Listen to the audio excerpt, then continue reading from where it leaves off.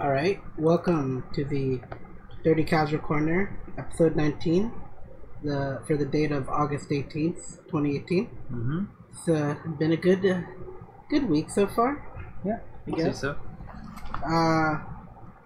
If anything, I gotta say this though, like, what the fuck, Bungie? What the fuck? You're already pissed? Yeah, I want to move the rant section a little bit more into the beginning, but I just gotta say it, like, Bungie just fucking pissed me off because there's this event called the Solstice, Summer Solstice event kind of thing, and when you achieve a certain ranking in the Solstice event, you get this token where you can redeem it to get a shirt. An actual Solstice shirt, which sounds cool. Though, if you work hard, you get a free shirt. Right. No. You unlock it and you get a code that'll make it, instead of $7 million or whatever the insane price it is on there, because it's basically locking you from getting this shirt unless you do this event and reach that rank. But you gotta pay for it.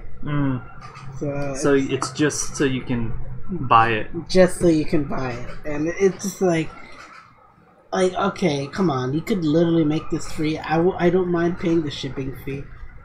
But on the bright side, I did buy the shirt.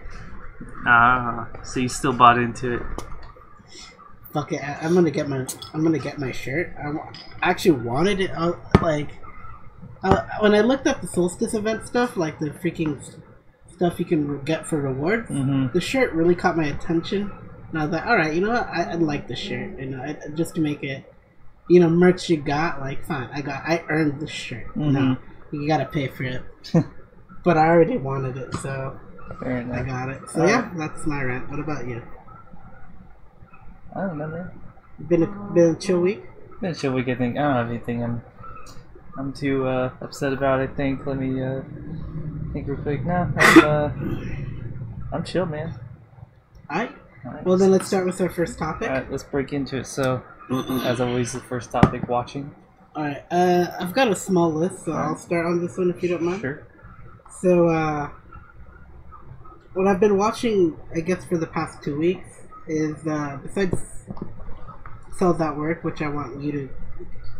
you're probably ahead of me, so I'm not going to really make mention of it. I'm on episode 5. Okay. I've been watching Chio-chan Road. I think episode 5 is the latest. Episode 7 was the latest. Shit, for Chio-chan Road? Yeah. Fuck, I'm way behind. Then I'll leave that to you. Alright, so I've been watching Yamishibai. I'm on season 6, and I've been enjoying the ghost stories stuff.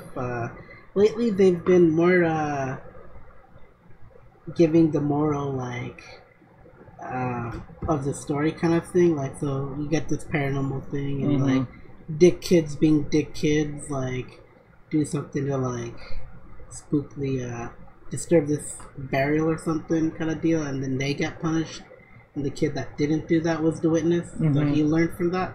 It's kind of how it's playing out now, and it's really kind of interesting because I've been enjoying it. The latest one I saw that got me under my nerves was this umbrella, where this guy's at a convenience store, and it's raining, and he's about to leave, and there's an umbrella that's like just on there, like just a clear umbrella, and he just like takes it. Turns out it's a spooky umbrella, so he's like cursed by these ghosts and all this stuff, so he has to pass on the umbrella to someone else in the same way he got it, so someone else has to take the umbrella. Okay. And then they're free. So yeah, it's just, I loved it. Now, I've been watching Harakuna Receive. That's the beach volleyball anime with a lot of titties and ass and swimsuits. Like, besides the color, because it's really lively, like, it's got a lot of life into it. Like, it's very pastelish. It's the fan service show, and I can only stomach a few episodes before, like, yeah, this is too much for me. Too much trash. too much trash. I'll enjoy it tomorrow or like next week. So I'm on I believe episode 5, and you know, if you want an ecchi show and still like have something with substance, this one has you. Okay.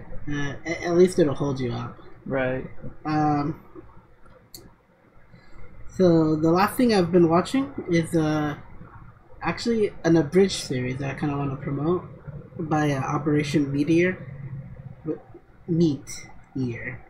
So it's the Gundam Wing abridged show, and the main reason I'm promoting it is because these guys kind of were like entered into the Team 4-star like promotion to like make an abridging thing, like when they get promoted or something like that.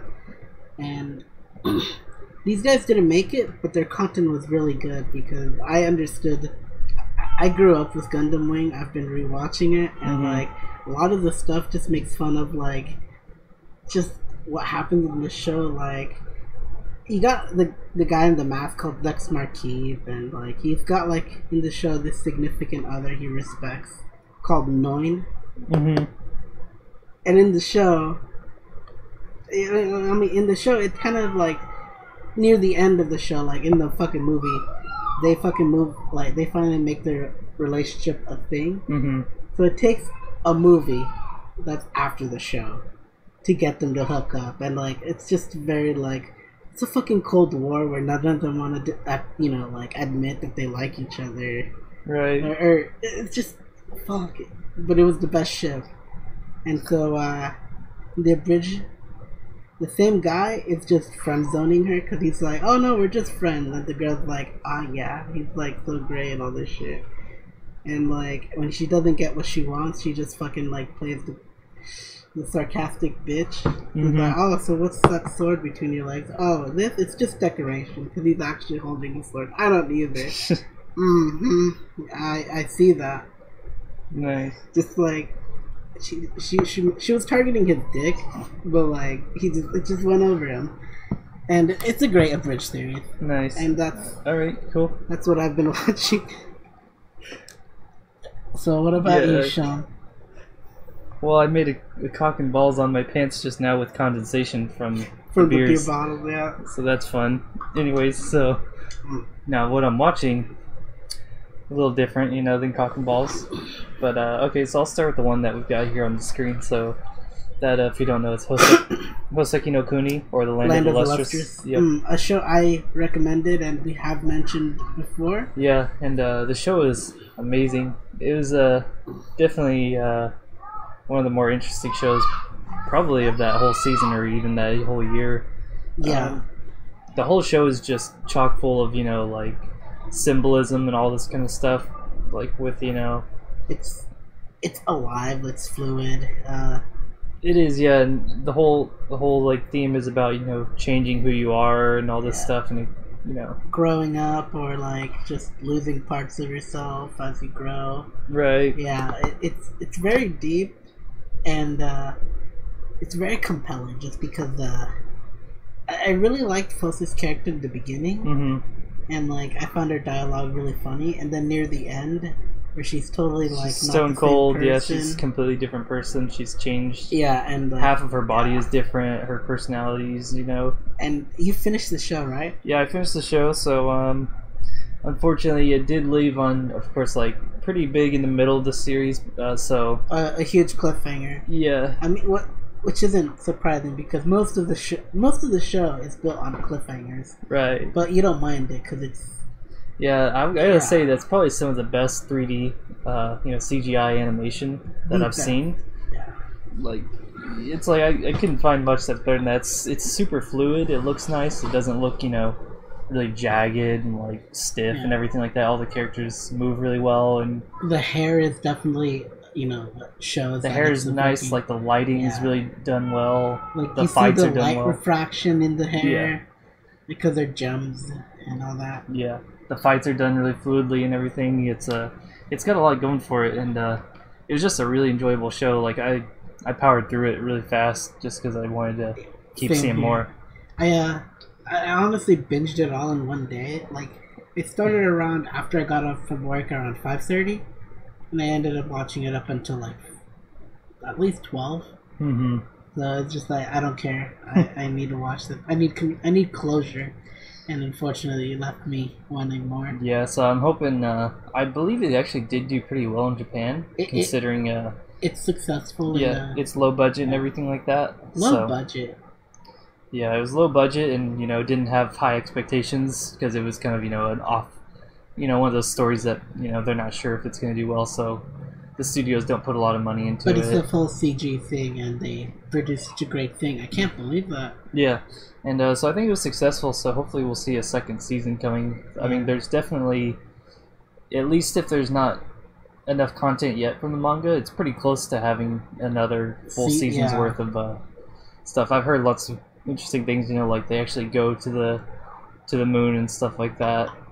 There's and figure out what's going on there. So I don't want to mention too much, but it seems like the story gets pretty interesting on top of what already they have, which is pretty cool. So hopefully maybe we'll be back to talk about this again when and if a season 2 comes out, because it's really good. It will have a season 2. Like, I believe it will. Like, there's no way that they won't capitalize on it. Yeah, and definitely. I want it. I demand it. Me too. Alright, so what else have you been watching? So let me get to the stuff in the season, that's been going on. So Chio-chan, so up to episode 7 that aired yesterday. I'm on the latest episode I watched was the one where she gets the Boys Love magazine. Oh, okay, that's episode 7. Oh, really? Yeah. Oh, I'm caught up then, yeah. Yeah, you're caught up then. So yes, so there's 2 different parts of that episode. There's she goes in looking for a hardcore Western gaming magazine, but they don't have it. Instead, she picks up a Boys Love magazine, and she gets into it and tries to sneak it out or buy it stealthily. Yeah, and it's the guy from the biker guy from the previous episodes, which is there working there, and like she just feels totally ashamed of buying it, and it escalates. It is pretty funny, and then the more hardcore part of the episode was the ass fight. Yeah, the ass fight where dude, okay, the little rich girl from the private school, she just suddenly attacks by jamming her finger up everyone's ass. Yeah, the Chio's friend Manana gets fucking wrecked 3 times, and like, man, I love it because like on the last one, she just becomes this dark being. Like she's like talking in like a fucking hoarse, deep voice. She's like, "I'm gonna kill her." Like she's talking like some possessed demon. Yeah. In that school, like.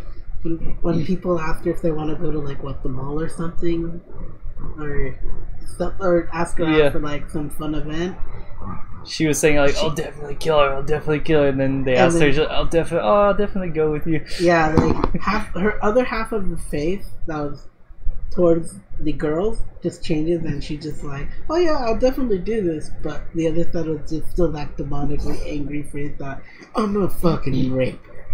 And so what did you think about the senpai spreading those cheeks, ready to receive it? I literally saw the scene progress in my mind, like of how it would go down, and it would begin with the master doing that stuff to her, and it would end at that point of the show, the dojin. I could see that. Except she'd take off her shorts. She'd literally like strip down. Damn. Maybe we'll see that. Who knows? Keep you guys posted on that. Yeah. So anyways, there's no way it's gonna not get meme done. I'm sure it will. Yeah. Alright, so next Cells at Work, so we're up to episode 7 on that, so I think you said you're up at episode 5. Yeah, so 6 and 7 were a 2-parter series with cancer cells specifically. So they went in with that. It was kind of a more in-depth, longer thing. But you got a new girl here, fucking muscular I girl. watched part 1, where if anything, she reminds me of Sly Marble from 40K. He's Games Workshop's Rambo. Mm-hmm. his lore is basically meant to be like this one-man army kind of person. Like, and in the 40K community, he's just a fucking meme where like, just like, oh no, the Emperor's in a coma because Slime Marbo is trying to find him, or something like. The Emperor has a migraine every time, and that's just Slime Marble screaming somewhere in the distant galaxy. That's basically how she reminded me, especially with the knife, because she has a fucking knife that's like Crocodile Dundee. Yeah, exactly. Yeah. That's a knife. That's the cold-headed knife. Now this a knife. Yeah. There. Oh, fuck. That's what she's got. And so yeah, it finished up. It was So yeah, that was pretty good still. And I have to watch the second part of that. Yeah. So, but at least I'm an episode behind. Yeah, you're just one episode behind on that then. So okay, next. Okay, I have a small rant, I guess, on this show now. Persona 5, the animation. Okay, so you started. Yeah, I just thought of this because I'd been thinking about this earlier. So they're on episode 20, and the season is slated to be 24 episodes. Okay, let's get real here. They have 4 episodes left, and they're only about 60% of the way through the main story. They have a lot of shit to cover. And so they're either going to have to make another season, make a movie, make OVAs or something, because they've spent too long, doing jack shit. They have actually... I'm assuming they're going to at least show a lot of the side characters too, and their stories, because there's a few side characters they haven't even introduced yet, which you usually find at the very beginning of the game.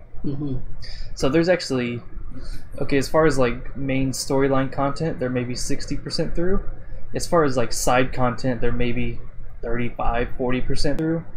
Like there's a lot of shit that they still have to cover. So you're expecting them to get into that content? I think they will. I mean, if they've already done a few of them, but they still have so much to go. So they've kind of just sat on their ass and made some parts too slow, and so now they're either going to have to make another season because there's no way in 4 episodes they can clear up. So Okamura's palace and Haru's story. You got the casino with Sainijima, and when they get caught, and then the huge plot twist, and then they figure out who the 2 bad guys are. The 2 bad guys fights with Kechi and Shido, and then you have another big plot twist in the Velvet Room, and then you have Mementos, and then you have the end of the game. Like, there's a ridiculous amount of content to cover.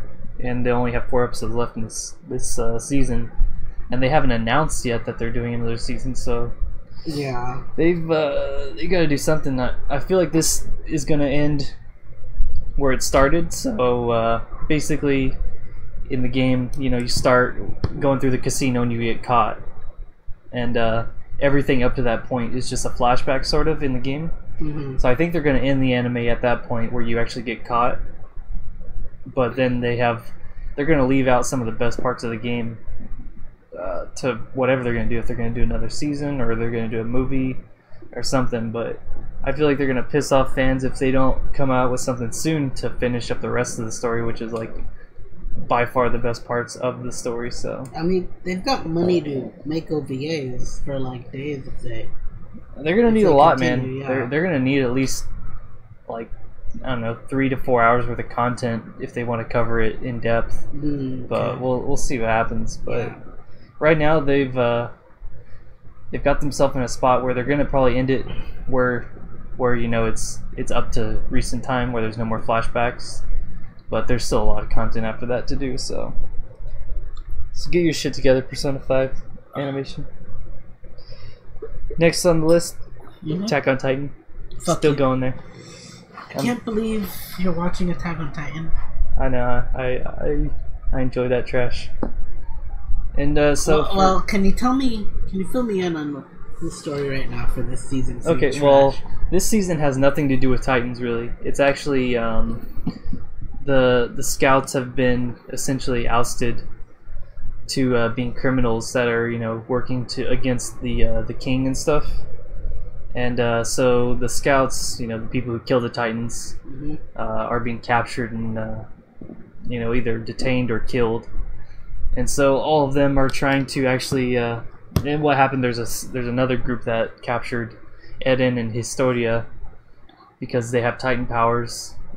And there's other certain things with Eren's powers specifically, where it's been revealed that if a Titan eats another Titan, they gain their powers, and that's how that works. Oh, so. And so Eren has specifically the power to command other Titans, and so they want to use Eren's power to be able to command the Titans. So they're going to eat him. And so the scouts are trying to get Eren and Historia back. And so basically this whole season's been the scouts fighting against the military police and the government, basically. Aren't they supposed to be the laziest bunch, though?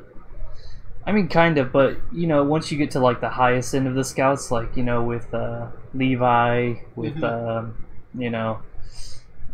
I can't remember all their names, but, the high-end scouts with Levi, the chick with the goggles, and the rest of them, there's maybe, like, 20 of them total. They're, like, the elite of the scouts, and it's kind of their group that's really left out there. And they're basically hiding from the military police and trying to get back Eren and stuff like that. So that's how the story's been going. It has basically nothing to do with actual Titans. It's just more of like internal politics right now, and trying to gain powers for the Titans, or against the Titans rather. I still have no desire to watch it. No, you shouldn't. It's pretty bad. The only thing I know I would enjoy more would be the dojins. I do remember one that still touches my heart to this day, where they get Eren worked up that he has a massive giant Titan cock. So just saying, that's all. I basically just watch it for some of the nice fight scenes and then Mikasa. That's basically it. That's all I watch it for. Because it's probably the only good thing. There's a few good girls there, but no, not in the show. Just the dojins. Because Mikasa is also 2B, my girl. Gotta give her respect. So, anyways, let me get to the last part here. Press F to respect. So, Steins Gate Zero. So, as far as I've seen, these last 2 episodes were pretty shitty as far as choreography and stuff. Like, it felt really bad how they did it. It was a lot of people complained about it, just how badly done it was. What happened? It was just really. There was this whole like rooftop fight scene that was done really poorly and just felt really dumb because there was like 20 soldiers and then 2 people were able to survive being shot out by 20 people and all this stuff, and then people getting their heads chopped off by bare hands and stuff like that. It was really like kind of weirdly done. They just didn't animate it well or design the whole like storyboard well about it. It just was really like hard to watch from just a animation standpoint and everything. Dang, and I haven't watched this yet. It was just this part is just really bad, like, and the villain reveal was pretty dull. Who's the villain? I can't say because you gotta watch it. Really? Is it someone I don't know? Yeah, you don't. He's new to the series. Oh, okay. Well, that probably spoiled it, anyways. But anyways, it doesn't matter too much. But it was kind of lame, and I don't know what happened towards the end. It was kind of left ambiguous. If 2 certain people who are very important died. I hope they didn't, but I think Kyoma, or Rintaro. I think he's gonna jump in the past. I think he's finally committed now, and he's gonna change timelines because of some shit that went down. Does Daru die? No. Do you want me to tell you who died, or who might have died? Okay. Does my favorite trap boy, pussy boy, die? He hasn't been now. He's kind of out of the picture right now. Okay, that's good. Sometimes you just gotta not be in the picture. Alright, so the 2 people who seems like it's presumed that they just fucking got killed. Or Suzuha, which is Daru's daughter, and Mayuri. Mayuri, really? Yeah. And I think that's why Rintaro is gonna actually go to the past. Yeah, because he's Mayuri. Exactly. And I think he's finally committed because of what happened. So we'll see. I think Mayuri's better girl. Probably, yeah. She sticks with him. She does, no matter what. Yeah. But anyways, there's some shit going down. I never read the visual novel, so I don't know what actually happens. But we'll see. I'll be keeping y'all updated. I think there's only 5 or 6 more episodes. So I've been interested in getting the visual novel because I think there is an English translation. There is, yeah. Yeah, so. Which I might end up reading it if I like this and just kind of want to go read that instead. Have more closure. Yeah, but we'll see what happens with this and if the adaptation's good from here on. Right. But anyways, I think that's it for me for watching. So I think we can jump into the next segment. Alright, I think I should start on this one because I've got a little bit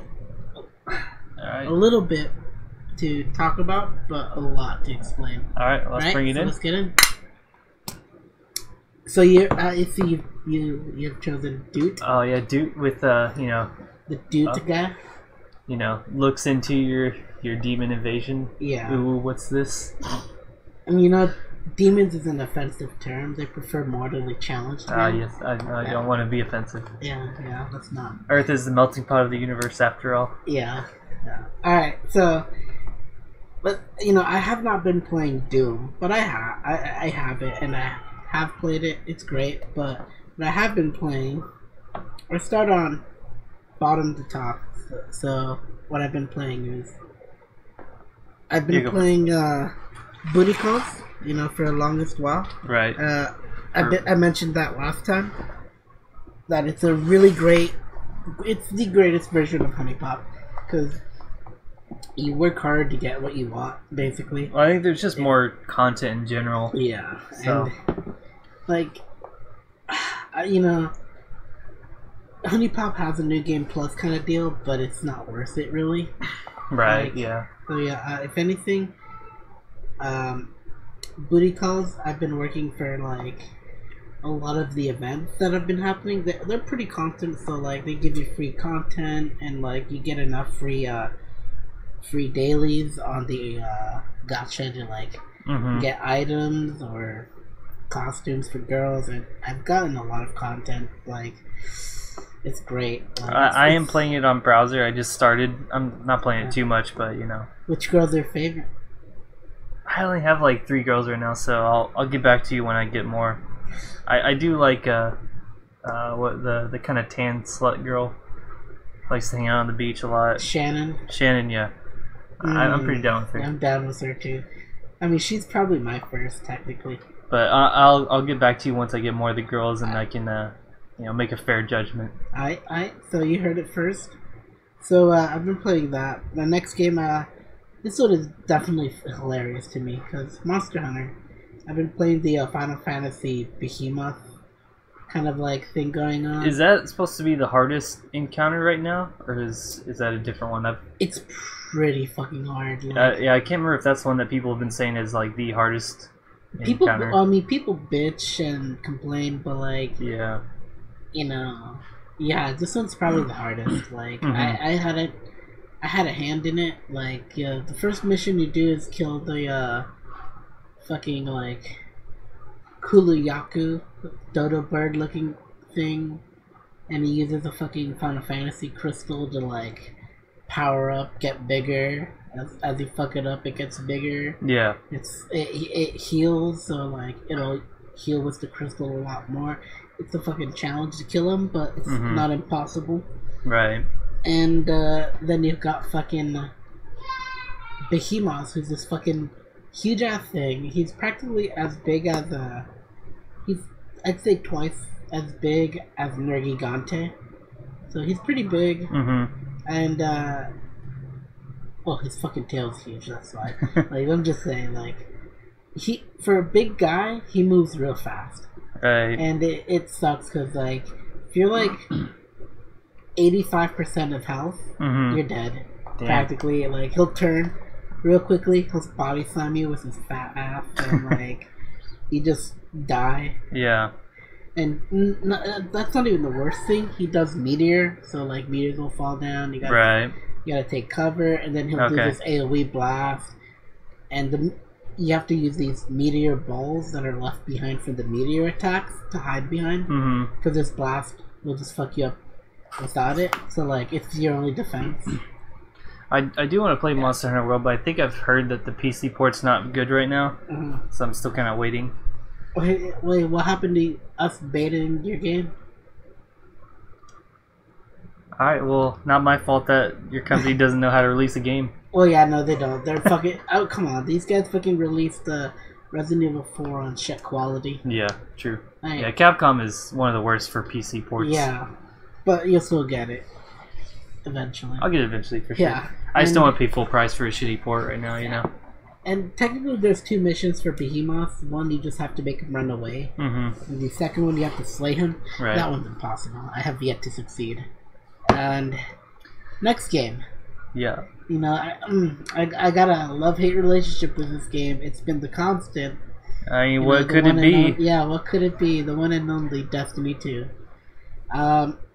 So there's been a lot of content that's been dropping. Yeah. The latest thing that happened is this event called Whisper of the Worm, and it's you have to have the DLC of Warmind, the latest one, to do it. Did that just release, or is that just released? Okay, so this isn't the so it finally Forsaken. released. Yeah, no, this isn't the Forsaken DLC thing. This is before that. This is still just kind of pre-stuff for the expansion that's coming out. But it's working to the expansion that's coming out, and like it's great amount of content. Like they added 6v6 in like a lot of the places of PvP. Like they've added a lot of incentive to, like, for the event. They added a good number of content for this event, the summer solstice. And despite that, I bitch and complain that I had to pay like $25 for a fucking shirt. Yeah. You know, it's added that nice. It's added. It's kind of redeemed Destiny to like be fun, like, and it has been fun playing.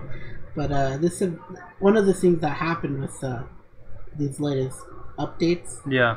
Is they added this event called Whisper of the Worm, where you kind of platform through this special event, and you defeat 3 like yellow bar bosses, and these bosses aren't a joke. They have a shit ton of health, and you have 20 minutes to fucking do it all. And the event is in a specific area on this planet called Isle. So you go to Isle, and you go to the specific area called Lost Oasis. You have to wait for an event that's a blight event. So basically, any other event that happens there, as long as it's not in the middle, because that's one of the other factions events, and it won't count. Because the event will only spawn initially in those other blight events, and you have to defeat a boss to get the portal to go to this event. And like, you do all that just to fucking fail. And I've been doing it for 3 weeks straight. Goddamn. So it wasn't notable because I was like, oh, I'm not gonna get it too much. And then like, oh yeah, it's the best sniper you can ever get in the game. Like, you finish it and you get it. Yeah. Well, shit, I have to have it. And after the second week, I just like, all right, what do I need to do this? And you have to get this weapon called the Polaris Lance. Yeah. Which you progress to do with this little quest card. Right. To get to the best version of it. And I'm like, okay, I can do that. So I spent 3 days trying to get that weapon. And fortunately enough, it worked. So on the 3rd week, I ended up getting the Whisper of the Worm sniper weapon. Damn. And because I griefed so much over it, I decided to help people for it. Nice guy. Yeah, nice guy helping them out. But that isn't even the highlight. The highlight is I ended up playing with these guys who were fucking southern. So they're from the Mid-South, I guess. I don't know which area, but like, yeah, I was having fun with them. Like, we were just fucking suffering trying to get this event.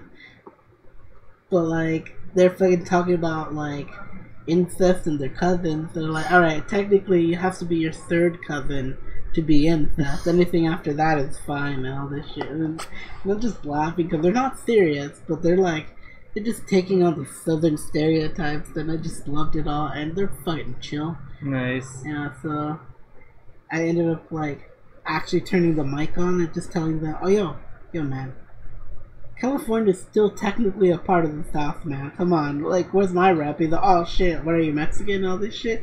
I told them, yeah, and it's just a bunch of banter, and I'm just fucking with this. Okay, dude, so you fuck your cousins? We're like, no, we fuck goats. I mean, depending on the province, because my area has goats, and we were just messing around, and it was great. Nice. So yeah, Destiny has a lively community somehow. So yeah, it's great. But yeah, I've been having fun with Destiny for once. It's been punishing, but it has been as rewarding. That's good. Yeah, so you gotta have your highlights, and that is all I have for my playing. Alright, well, actually, I did play Overwatch a little bit. Alright, well, we don't need to talk about that. But yeah, we don't. They just added a hamster wheel ball that's fun as fuck, but yeah, let's not. Alright, so let me talk about some better games here. Ooh. No, I'm just gonna go straight there. Alright, so I've been playing a couple games. I'm taking a break from Warframe because I played the game for 200 hours straight over 3 weeks. You play after you get out of work, huh? I was literally just playing every single day. I grinded pretty hard, so I'm taking a break from that for now. Yeah. And then that's welcome to the Destiny experience. That's kind of like how Warframe is. Yeah, I'm gonna jump back in. Just better. I'm gonna jump back in Path of Exile later. Yeah. At the end of the month when the new expansion drops. But anyways, for right now, first game I've been playing, I got it on sale, was A Hat in Time. So this is a game that had a Kickstarter. Mm-hmm. I actually mentioned it last podcast because I had started playing it, but I'd only played maybe 3 or 4 hours of it. So it had a good Kickstarter, and they raised a fair amount of money, not too much more than they'd asked for, and they came out with a solid game for it. And the game's really good. It plays like an old school N64 collectathon, similar to Mario 64 or Banjo-Kazooie, or stuff like that. Actually, there's another game I can't remember. What's the Smash. Wow. Smash. I forgot the biggest trophy collecting game. Smash. Right. Yeah. Collectibles and all that. Oh yeah, so it's a 3D platformer essentially. So, and each thing you have certain objectives, or there's certain things to collect. But this game plays really well. The controls are tight. It's got really good comedy. It's actually a super funny game, and it plays really well. It's got a lot of variety and stuff like that. I ended up beating the game, 100%ing, getting all the achievements, everything. It is, I like the downside, I guess it's pretty short. I mean, I think it was probably... it's okay, please ignore the children being abused. Don't worry about them. Don't worry about them. They're not. They're not our children. No, it's okay. It's just just family over and all that. Don't worry. Alright, you probably can't hear them too much, but... Nah. Anyways, so... Oh no, this one's got a pair of lungs on him. It does have some lungs. Yeah. It's like Goku back in the day when he was crying. Right, yeah. So, Alright, let's go. Yeah, the only downside about this game is maybe, to get everything, I got, 100% through the game, all the achievements. It was maybe 20 hours, which, it's pretty short, but I think the game was solid overall, especially for being cheap. I think I got it maybe $10, something like that. So not bad. I wasn't too upset about that. But it's a really fun game, so check it out if you like platformers. Next game, I bought the Mega Man X Legacy Collection. I've been looking into getting that, but on the Xbox. Yeah, you can get on Xbox. I'm sure it's fine. It's on there. So I was just iffy because I didn't know there was another. I didn't know there was a PC version, so I'll get that. There's a PC version too, yeah. Right. So, I grew up with Mega Man X. Well, lots of Mega Man in general. That's one of my childhood game franchises. I've only played Mega Man X on the collection so far. I just beat it in hour and a half, 2 hours. 100%, got everything on that. That was fun. It plays really well. It plays, just like the original. They even emulate the same, console lag and stuff like that, like they had back in the consoles. So, certain parts that would slow down because there's so much shit on the screen. it's emulated accurately and stuff like that. So it plays exactly like you would play it on an old SNES console. You can even have, you know, the filtering so you can actually make it look like it's on a CRT. Instead of this high quality, colorful... Yeah, or, you know, how a lot of emulators smooth stuff out and make it look really, like, weird. You can play it just straight up original graphics, pixelated in all its glory. I'll check it out, because I've always wanted to play a Mega Man game, I just never knew where to start. Okay, so as far as Mega Man games, if you want difficult but very, very simple, you go with the original games. Mm-hmm. They're much harder than the X games, but X games have a lot more variety and kind of speed to them because you have dashes, you have charge blast, you have charge weapons and stuff like that. The overall pace is faster, and there's it's not as punishing as the old games. But I prefer the X games over the originals. But I did actually play through the entire original collection too. On Steam a few years back, and that was pretty fun. But the X collection, so far it's really good. I've only done X1 so far, but... All I know is there's a female on the cover. Can you explain who that is? Is it Roll? I have no idea. Because Roll is part of the, you know, Mega Man, you know, lore and everything. Unless you're thinking about Zero, but Zero's not a chick. Just has long hair. No, not Zero. I know who Zero is. Okay, the only thing I know about Mega Man, when I paid attention, was the 4Kids show. Net Warrior. Damn. Oh, Net Warrior. Ooh, that's the worst one. They actually did have an anime that was made a long time ago that was actually pretty decent, and it was based off of Mega Man 1. And they actually did it fairly decently. The dub was pretty fucking awful. I had it on VHS. Ooh. But it was actually kind of cool, you know. Is this NT or is this Net Warrior? I mean, no, it was. Is this Net Warrior? Or, no, it wasn't Battle Network at all. Battle Network. Thank you. It was original Mega Man. Fuck. They had a badass opening. Actually, you can probably go look it up. The Mega Man anime opening on YouTube. It's pretty sick. I'll look it up because I always wanted to get into Mega Man. I just. Yeah, as far as Mega Man, if you want something simple... I'm always late to a Capcom party. So yeah, I'll mention it. So simple but hard, grab the original collection, Legacy Collection. If you want, you know, faster pace, more diverse, get the X Collection. You can't go wrong either way because they're all good games. I'll get both one of these days. Yeah, they're all good. But otherwise, the last game I've been playing, right here on the screen, Uwu 2016. Uwu, dude. No, yeah, Dude. So I've been playing Dude 2016. So, do you have the expansion, the DLC? I don't think so. There is a DLC where it adds more weapons, a few areas. Nothing really in the story though. No, I'm not sure, but I don't think I do. I bought because there was a QuakeCon sale.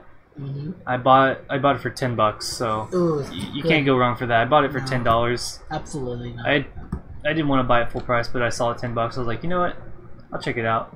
It's actually really fun. It's fast paced. It actually feels okay. It doesn't feel exactly like an old Doom game, but it's pretty close. It's closer than like Doom 3 for sure.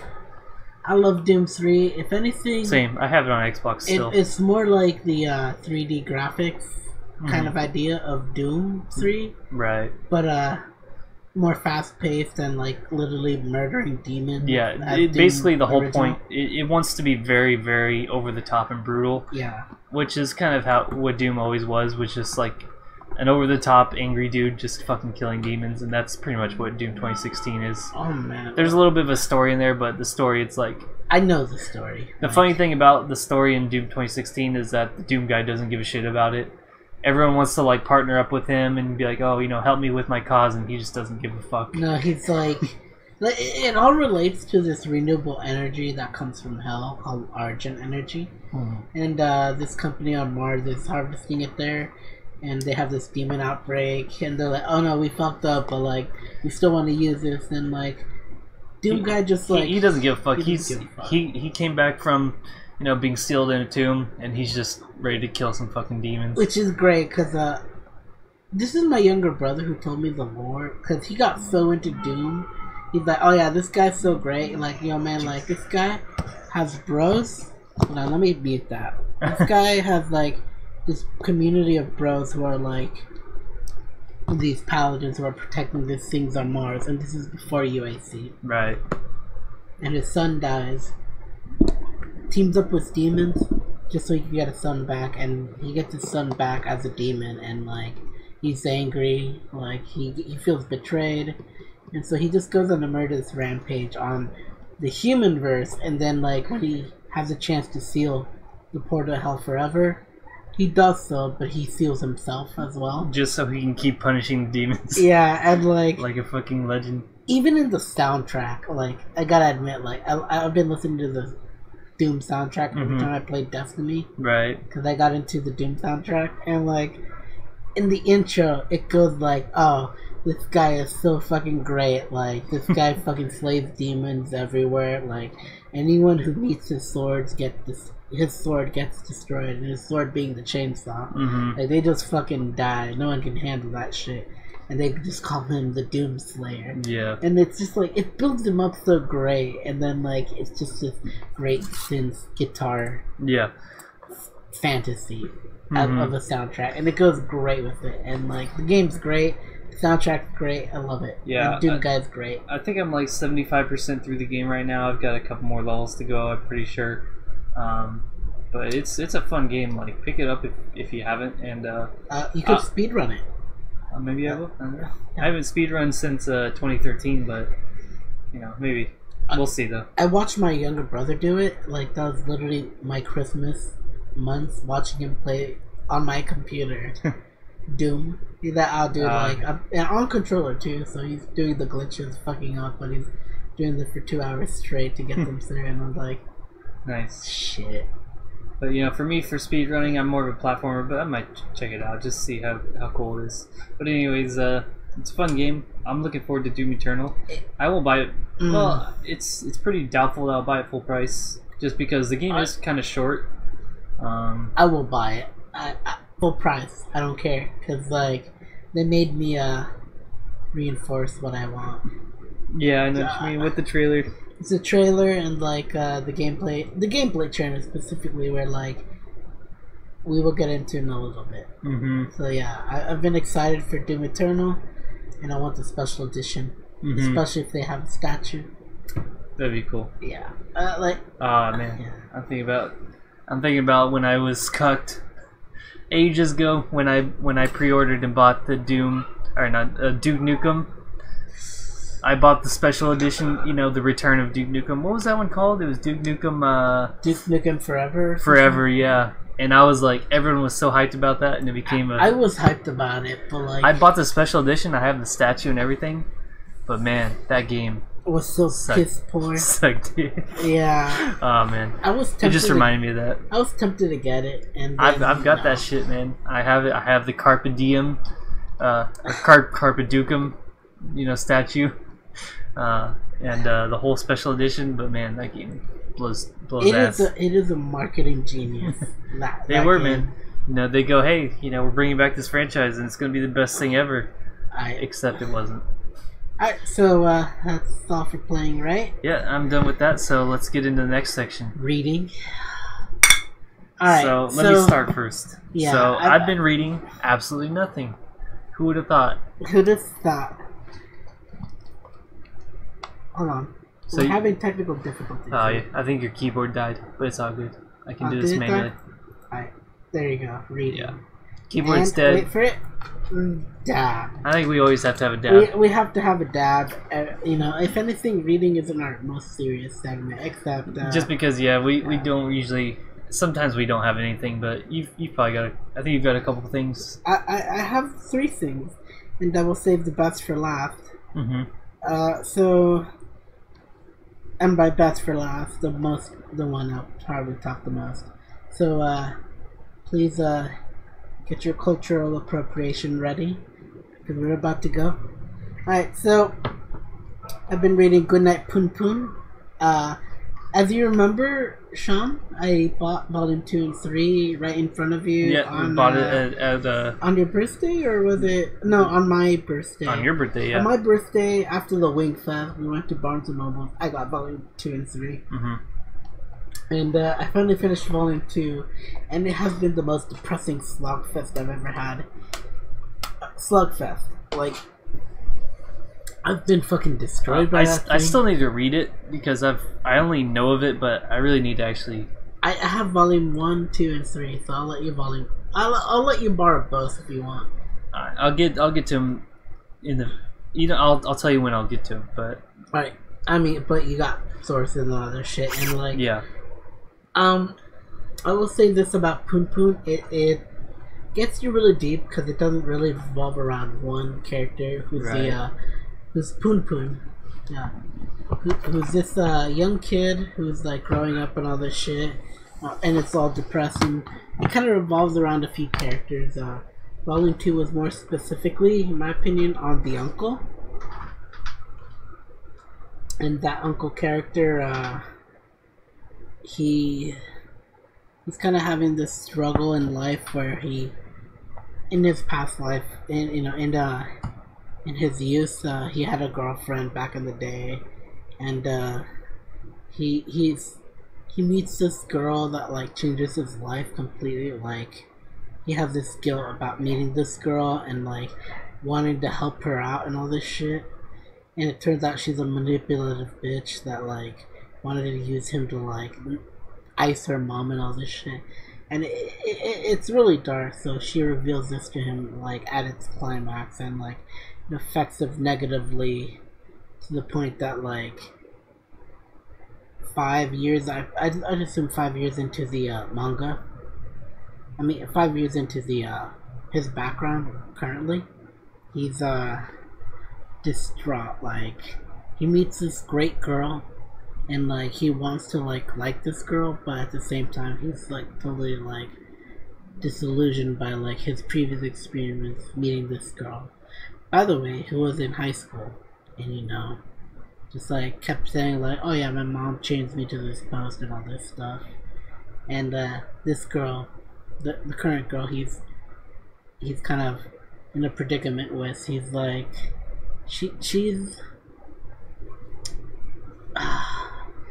this girl who worked as a nurse. So she's the nurse who took care of Poon Poon's mom when she was kind of sick and all this shit, and she was recovering from something, and like, so she's had previous experience with the family, and she's working at this cafe, and I gotta admit, like, she wants the uncle real badly, and like, that's, this guy's like, yo, like, I can't like you because I'm totally destroyed. Like, I jerked off for the first time to you in like 5 years or something like that, and like, damn. She's like so fucking angry, and like, she's like, why are you telling me this and all this stuff? You're just pushing me away, and like, it's so emotionally destroying. Volume 2, like, was so like relatable to me, like, damn,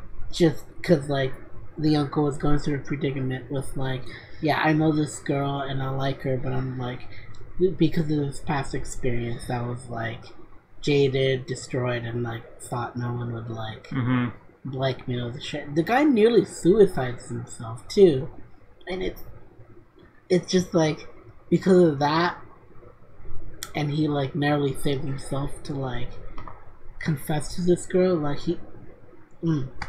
they become a couple, and like, it makes me happy because like, she feels like a genuine gal that like really loves him and all this shit. She's like, she has dreams, but she wants to experience them with him.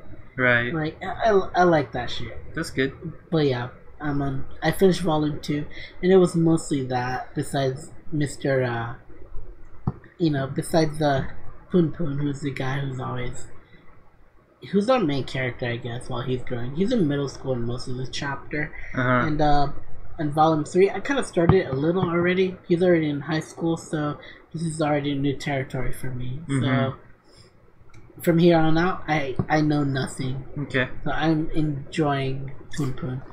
Yeah, I'm gonna borrow those volumes from you in 2 weeks. In 2 weeks? Yeah, in 2 weeks' time. So I'm gonna get those from you.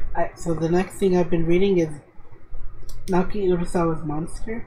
I've mentioned this a lot. This is a very long-running, you mentioned popular psychological thriller manga by Naoki Urasawa. There's great an anime as well. Yeah, and I'm on chapter, I believe, 119. No, that's the end. My bad. I'm a good few chapters in already. Like, if I can look it up right now, which I will right now, I am.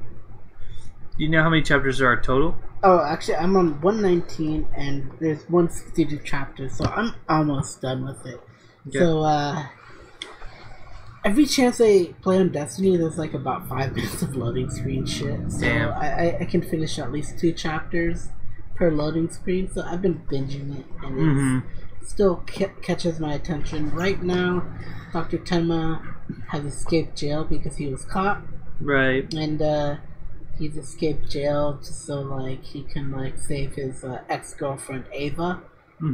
I don't like her, but at the same time, she's she feels for him. Like, I like that too. There's a lot of stuff about that whole relationship which is like pretty real and like toxic relationship. It's a pretty, but yeah, one-sided toxic. It's pretty real though, you know. At the same time, it's like, damn, this could be a real relationship kind of thing, you know. But I like her. Like, she says that she doesn't like him. She wants to ruin him, but in reality, she loves them to death. Like, she's this bratty girl, but she recognized Dr. Tenma for being a genuine man. Like, right. And like, I know she's gonna die. I'm just calling it out. Have you ever watched the anime? I have watched it up until the point where I've already passed that point in the manga, but the point where I left off in the anime is where the library is burning with the guy who's in the wheelchair with his like. Damn, I don't remember how far that was. Was that like halfway? He's gonna shoot. Dr. Tenma is gonna snipe down Johann Liebert, who's hanging around this CEO guy who's old and retiring. That's like midway. Two-thirds ish of the anime. Yeah. Okay. So yeah, 2/3 ish of the anime. It's been a long time since I watched the anime. I'm almost finished with it too, so it's been great. Like, I think that was like 2012 when I watched that, so it's been a while. Alright, now my last one is probably gonna be the most controversial. Yeah, it's probably gay as fuck. It's gay as fuck too. But, okay, honestly, it's gay as fuck because the guy who wrote it really writes flowery. Like, he's like a woman, and, like, he has to describe every little minute detail of, like, how these series of events, like, down to the fucking, like, Fahrenheit of the sun at that hour, made him do these things. And it is the great literary work of our time. No, it's literally Mein Kampf. So I've been reading Mein Kampf because I have the book because I was inspired to get it after the ban on Germany for Mein Kampf ended. So when I heard that like it became a bestseller in Germany because people were so curious about what it was, right? That I was just like, you know what, I'll get it down the line. And so I got it down the line, and I finally got around to reading it a little and then listening to an audiobook that made it easier to digest more of its content. And I did it because I was like, you know what, I know in Mein Kampf they mentioned a lot about the SJW culture, or at least the socialist culture and other shit back in the day. So I want to like digest that a little and like show, because this is literally his account on what happened on that side of the thing, you know. So like it has value to me. Like, okay, so we got the SJW culture demanding things. All right, okay, go on. And then like Mein Kampf, he's talking about like how the Communist Party want to have social change in the same regard that like. But I mean, people want social change in like video games, like more female representation. They kept saying more representation for like the lower classes who are like the factory workers and all that. and like instead of like the factory workers are using like women or race and all this shit nowadays, but back in the day it was the working class, and it's a similar tactic. And like even Adolf condemns it, which I'm not promoting his idea of thought, but like I'm already 4 chapters in, and he's already pretty much made an idea of like, yeah, I don't like these guys, the Socialist Party. Well, he was a socialist, no? He's a fascist, which, tell you the truth, because okay. Go on, finish that thought. I was gonna say the Nazi Party was the National Socialist Party, right? Yeah. Now,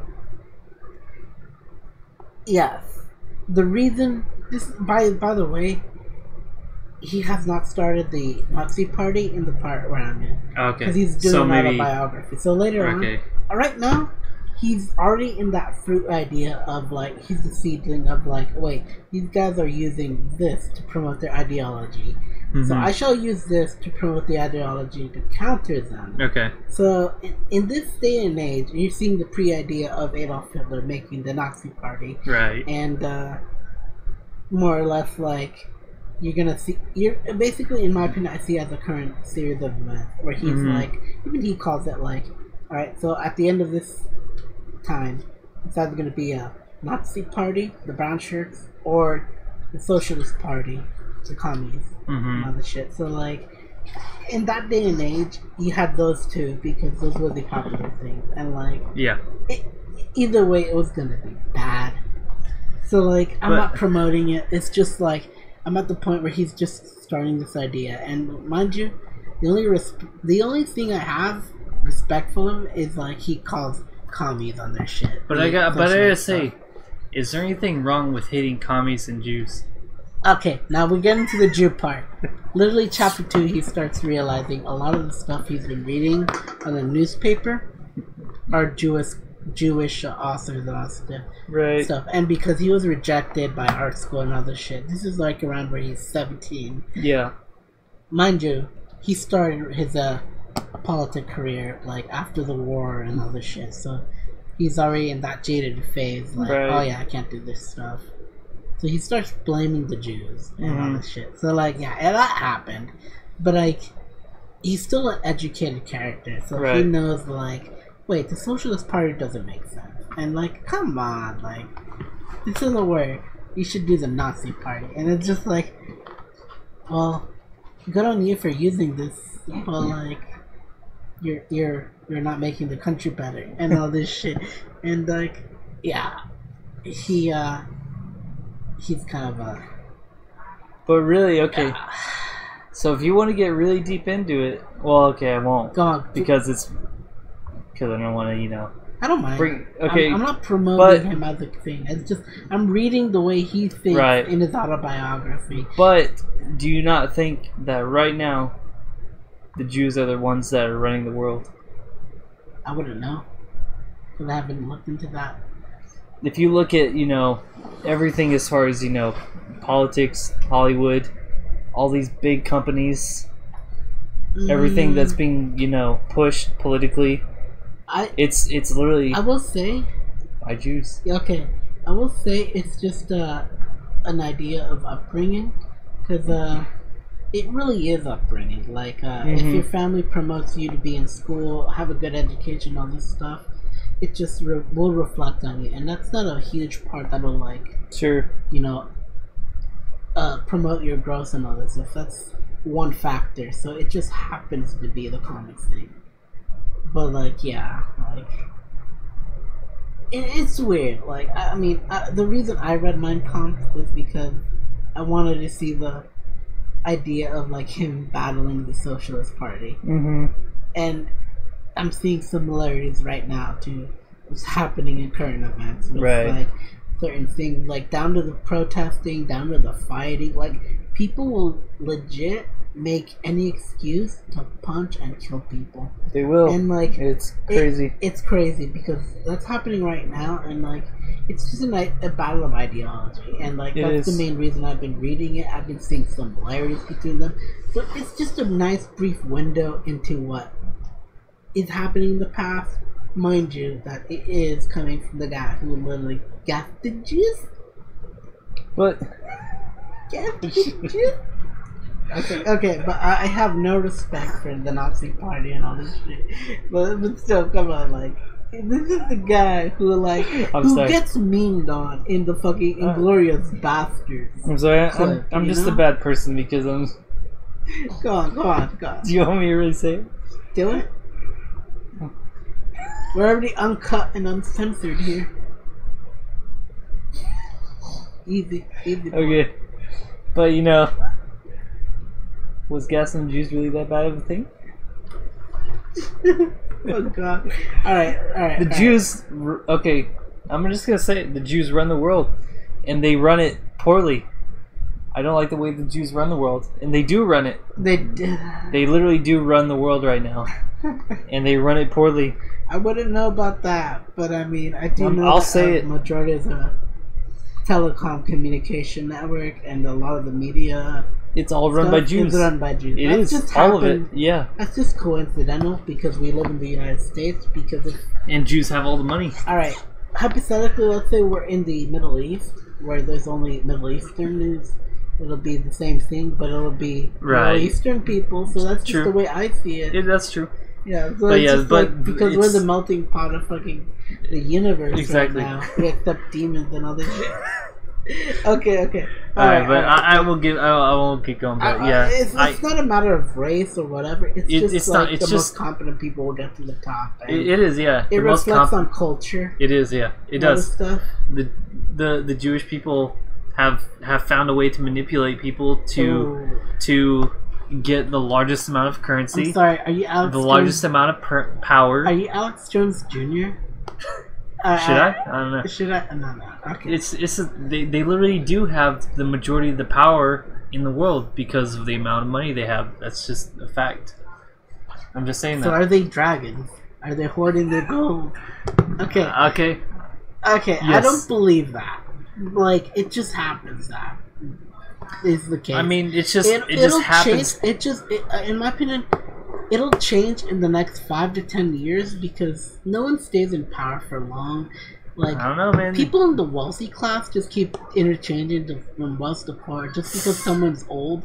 A lot of the old people that have money, are old, so they're gonna die, and so anyone who inherits it are usually either gonna waste it or just whatever. So it's just like. But the Jews are clever. It just happens that way. Alright, well, but I will keep going because it's just upbringing. Like, it's just you gotta be smart with your finances, and like the sooner you do it, the more richer you are. It just happens that they're at the top. But right now, the people at the top are the ones who run the world, and it just happens to be the Jewish. I'm just saying. That's all I'm saying. I'm not saying that. I am saying that. I do not know this man. I'm the one saying that because they do. They run the world right now. They run the media. They run people's minds, and that's. Are they putting chemicals in the water that make they're not putting gay? No, they're putting stuff on the air, putting stuff in the media. Okay, all right. They're buying out people's brains. Yeah. There's literally Jewish people that actually pay people to protest against Donald Trump. Wait, are you talking about Disney? No, I'm just talking about. Okay, so I don't know. I know what you're talking about. There's like people George Soros and all that, right? That literally Antifa. Yeah, there's people who pay the Jewish people pay people to protest against Donald Trump. That's not. Yeah, but that's money fact. That's money they're burning. Exactly, but what kind of image does that put into people's mind? That Donald Trump is bad. Okay, maybe we should. And I don't think. Let's come back to this. Yeah. I'll just say I don't think that Donald Trump is good at all. No. But he's not the But worst I do think thing, that there's manipulation going on behind the scenes that is, you have to look at, you have to consider because it is being there. God, man, we just went to InfoWars territory. I'm not supporting Donald Trump at all. I'm saying that, but there is manipulation behind the scenes that wants you to think a certain way, and they're putting a lot of money into that, millions and potentially billions of dollars into that. You know what? I gotta admit, I do see that because of our college education system and our universities. That's true. Because they did the same thing to me, and I'm just like, some of it doesn't make sense and all this stuff. Right. But I'm not gonna say it's the Jews. It just happens to be.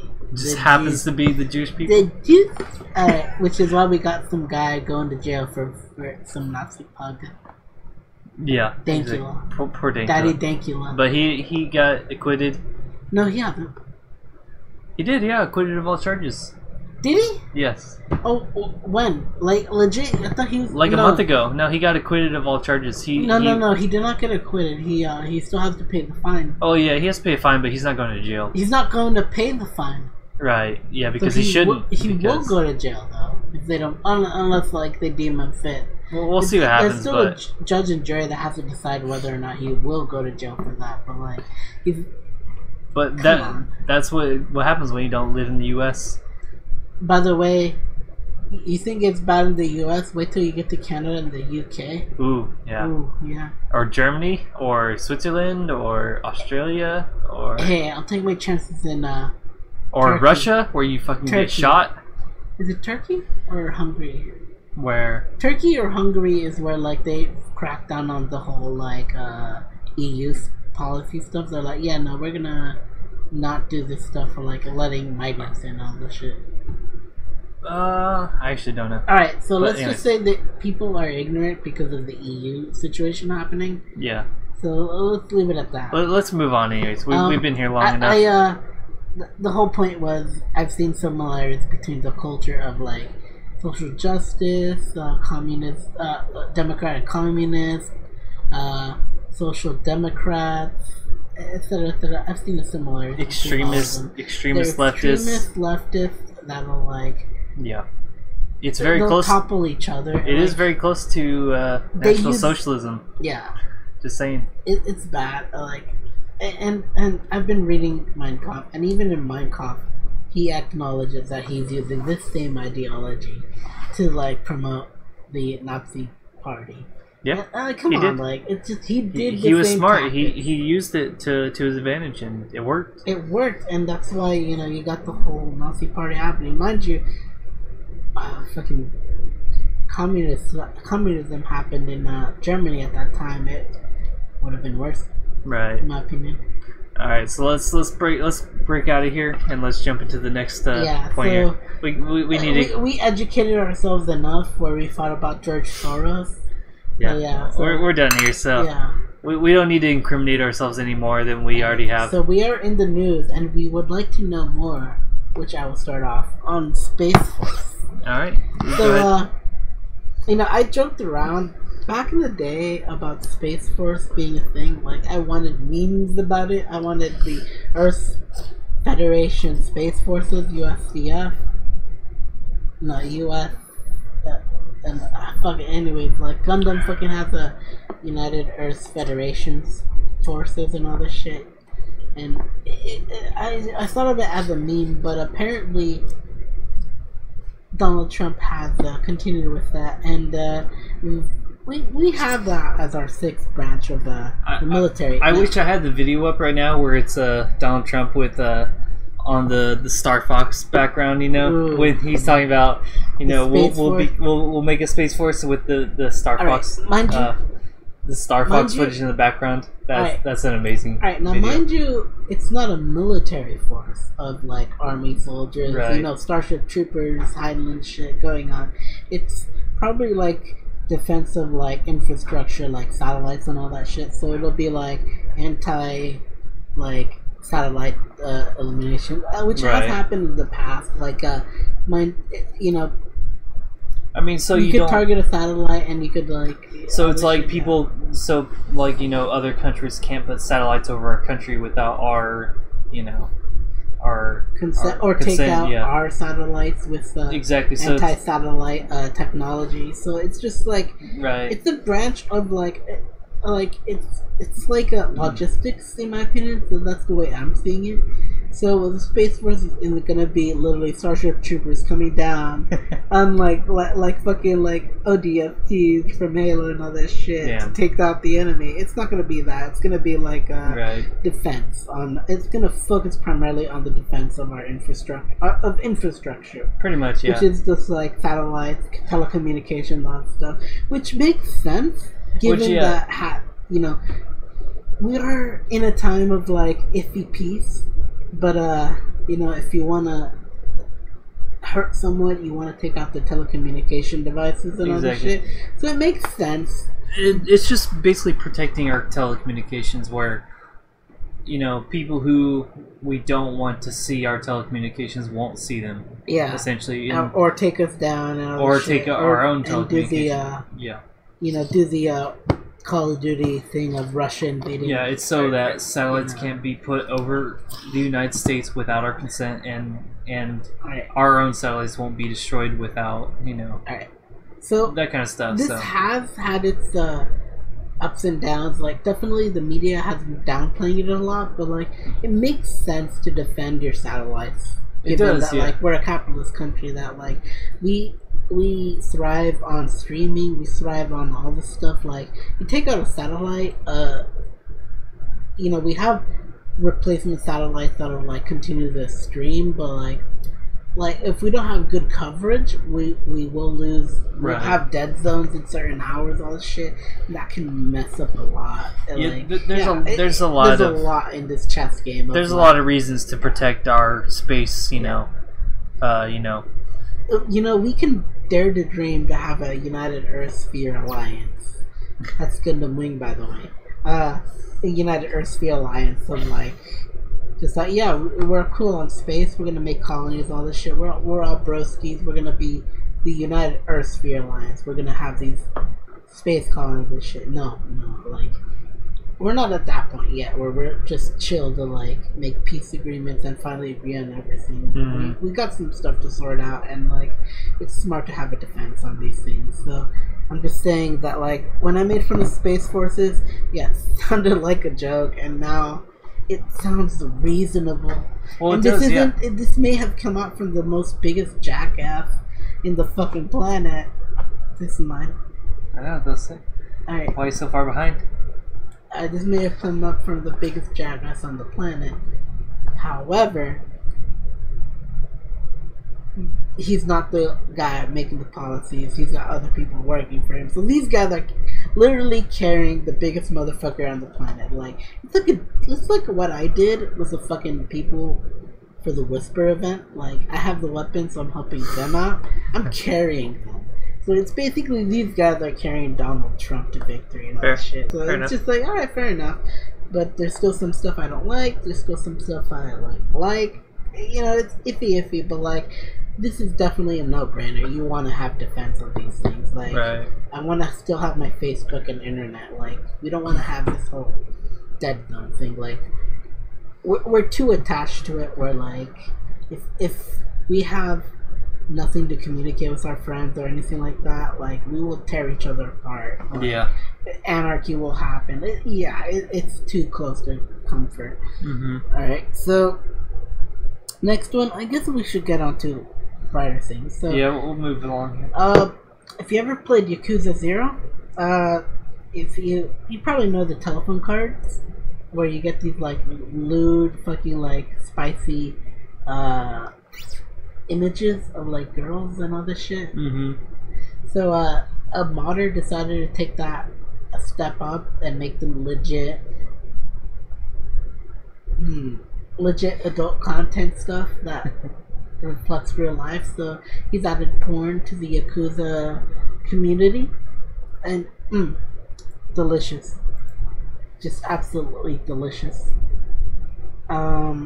And I've been enjoying that. I don't know about you, Sean, though. Do you have a comment on this? I need to buy the game, but I will buy the game because I've actually never played a Yakuza game. I've never played it either. I know this was a mechanic, though, collecting cards, the telephone cards. But people seem to like Yakuza 0 for a good starting point, so I'm probably going to get that here in the near future. Oh, the reason I like it is because Yakuza... I have known about the Yakuza telephone cards. nitpicking on because of Mogudan's telephone cards. So when I heard about Yakuza and telephone cards, I was like, oh yeah, it's like Mogudan stuff. And then I looked, and it's just a bunch of porn stuff. And like, right. Does that mean Mogudan has more stuff? And then it just progressed me down the road of Mogudan. Yeah, I'll probably, if I play Yakuza 0, I'll probably get the mod. Yeah, just to have that. definitely. You know, you got a spicy mod to make the game even spicier, so definitely. Alright, so this one is more iffy because I want to talk about, you know, the culture of SJW culture, where they attack actors and all this stuff. So, last time they attacked, Scarlett Johansson, I believe. Scarlett Johansson, who plays Black Widow and all that, for this role, where she's supposed to play this transgendered person and all this stuff, and it wasn't authentic. So, this, how do I say it? This time, instead of Scarlett Johansson being targeted, it's an actress called Ruby Rose who's being targeted. And I don't know how many roles she's in. I probably will recognize her, but she was recommended to play Batwoman. Who's, if you don't know about the comics scene, Batwoman is literally not Batgirl, but it's literally someone else, a different character who. Well, you know Scarlett Johansson is, right? Yeah, Scarlett Johansson is. She did all the Black Widow and all that shit. All Resident Evil, Yeah. you know, main girl and all that stuff. Yeah. You know, she's been in a lot of stuff. And well, I'm talking about Ruby Rose, who's let's see, she's gonna play Batwoman, and like she got backlash because she wasn't lesbian enough, despite the fact that she's gender fluid. So she like basically gender fluid is like, oh, you know, some days I feel like a man, some days I feel like a woman, right? And all this shit, which is total nonsense. But whatever, it's Hollywood. Hollywood's kind of sniffing their own farts here as the South Park thing happened.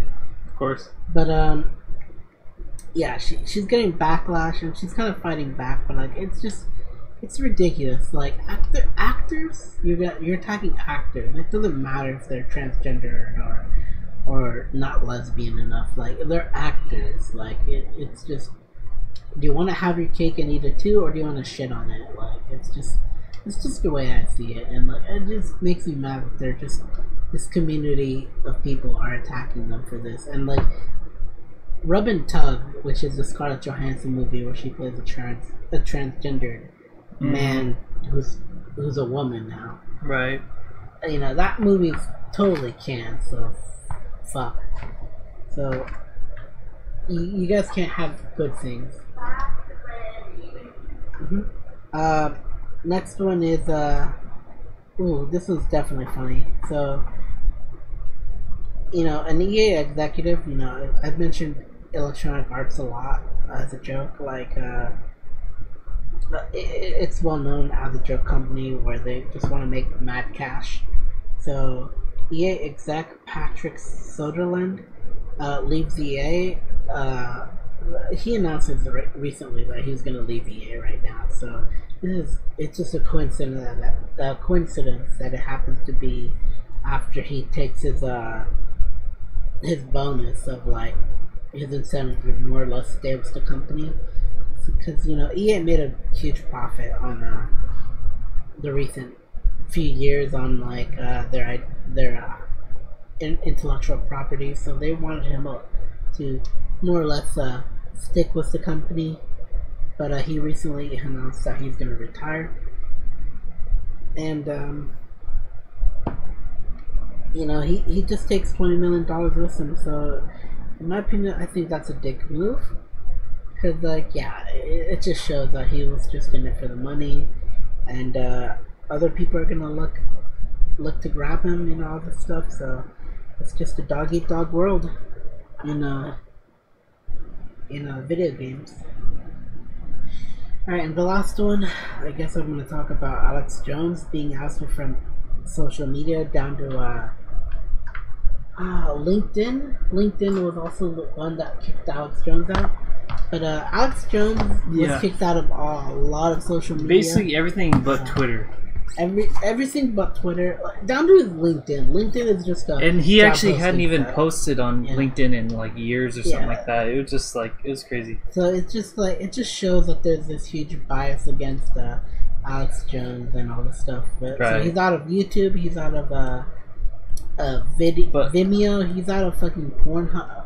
I don't know about Pornhub. I don't know about that. I don't know about Pornhub, but he's out of fucking LinkedIn, and LinkedIn is just a fucking resume job posting site. But I was actually glad that Twitter didn't buckle down, or buckle under the. They've buckled for weaker stuff. Exactly. It's like they actually said, okay, but Alex hasn't actually, broken any of our Twitter rules, so we're not going to ban him. But people were like still saying, oh no, you should ban him just because, kind of bullshit like. You should just ban him because he's hateful and all this stuff, but like he didn't break the rules. Just a conspiracy, theory. And it's like he's playing a character. It's like you have to see that he's playing a character that over exaggerates all this stuff that goes crazy. Yeah. For views and everything, it's like putting chemicals in the water that make the frogs gay. He doesn't actually believe that. No, he doesn't. If you think he does, then you're probably retarded. But anyways. I'm the tinfoil hat. Yeah. Yeah. They're turning the frogs gay. I'll say so. Honestly, I like Alex Jones only as a humorous thing. Like he's a fucking meme, and I know he's a fucking meme. I know he knows he's a meme. Right. I love watching him as memes. Yeah, but I mean, he's ousted, and it happened in a span of hours. So it's totally like obvious that they coordinated to do this, and If why stop at Alex Jones in my opinion? Like they're not gonna stop at Alex Jones. They're gonna continue this, and it just reflects a lot that this is the idea, the mindset that they're in, and they just want to do this stuff. So it's already bad news for what's happening right now in the social media space. So pray to whatever God, I pray to the spaghetti monster and Cthulhu, so pray that nothing happens of this, but it looks bad, man. Right, definitely. And that ends my news. So alright, well let me get into mine. So I've got the Nintendo Direct that happened pretty much just after our last podcast. So it was specifically for Smash 5 for the Switch. So they introduced a lot of different things. They introduced new characters, which was Simon, Richter, Chrom, Dark Samus, and then King K. Rool. So Richter is an echo of Simon, Chrom is an echo of Ike, Dark Samus is an echo of Samus, and then King K. Rool is a new character. And so they have it's technically 2 new characters, brand new characters, and then a few echoes. So that was pretty cool. People were pretty excited about that. Castlevania is finally getting representation in the Smash scene. Unfortunately, Alucard got pinned to an assist trophy, but oh well. I was hoping he would get an actual character spot, but because I like him more than any other character. But I do love Richter. I'll definitely be playing Richter here and there. They basically just showed how big their dick was. They were saying we have 103 stages. It's over 400 if you include the Omegas, the battlefield parts, and then with Stage Morph you have an insane amount of possibilities. So Stage Morph lets you take one stage and have it transform into the other mid thing. You have stage hazard toggles, so you can have for example Halberd, which usually shoots you.